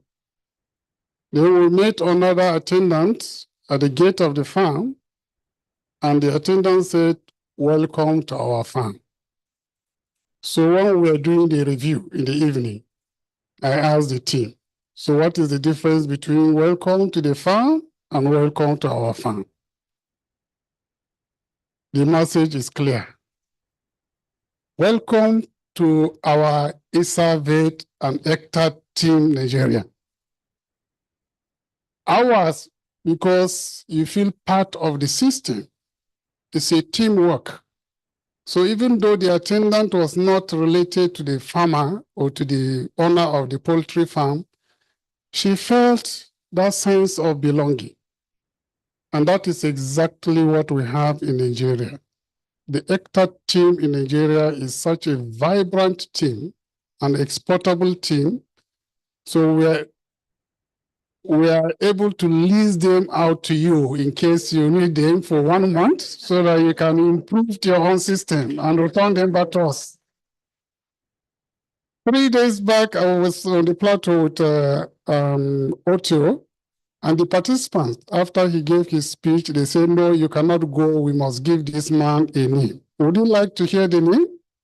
Yes. They gave you the name Yakubu. He has a team, and that is always what I tell people, that there's difference between a team and a committee. A team is complementary, and you can see it in the Nigerian ECTA team. It vibrates out. You feel the sense of belonging. It's our work. It's not his work or her work. And I think one of the good things that has happened to us as professionals in this region is the institutionalization of the iSAVET program. Luckily for me, I have the political will. My minister was here yesterday. You would have seen him, an outspoken professional. He's a veterinarian too, just like some of us. I have his support to engage the iSAVET graduates, and I have started this morning. So any team we're composing now, 50% of the team going out for any activity will be made up of iSAVET graduates. That is the way we can make the changes out there. And I implore you all, please replicate same in your various countries. It's a fantastic program that can change the services we're delivering to our people. They can get to the grassroots and they will not be tired. All they need is that you incentivize them and that will work the wonders. So welcome to Nigeria and welcome to our country. Nigeria is the country of all of us in the region. And with these few words, I wish to declare this workshop closed. Thank you.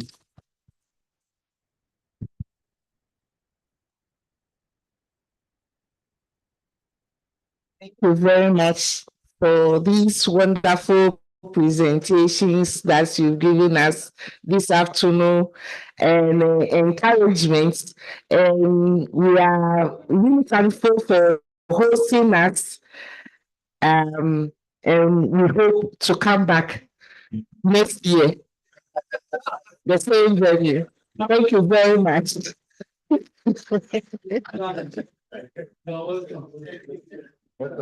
Thank you very much.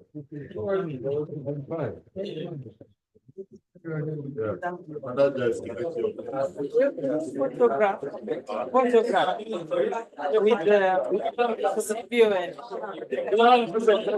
I think we'll have lunch and then we'll go around Abuja. Today, the afternoon to the night is for us. Yeah, we'll take.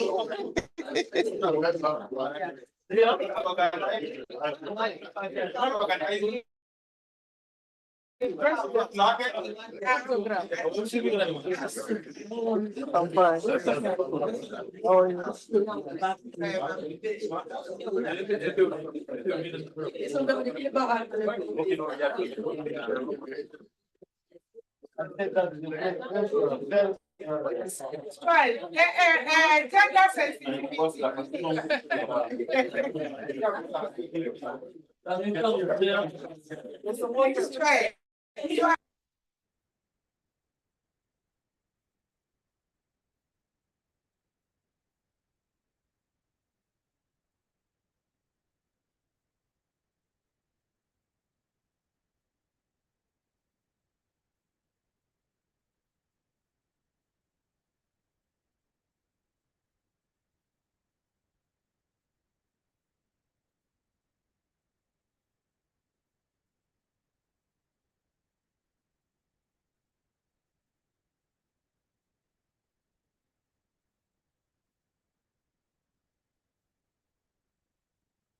Hello. Please, we are going to take a photograph. We'll have lunch. And after lunch, you pick your snack package for the evening. Thank you very much.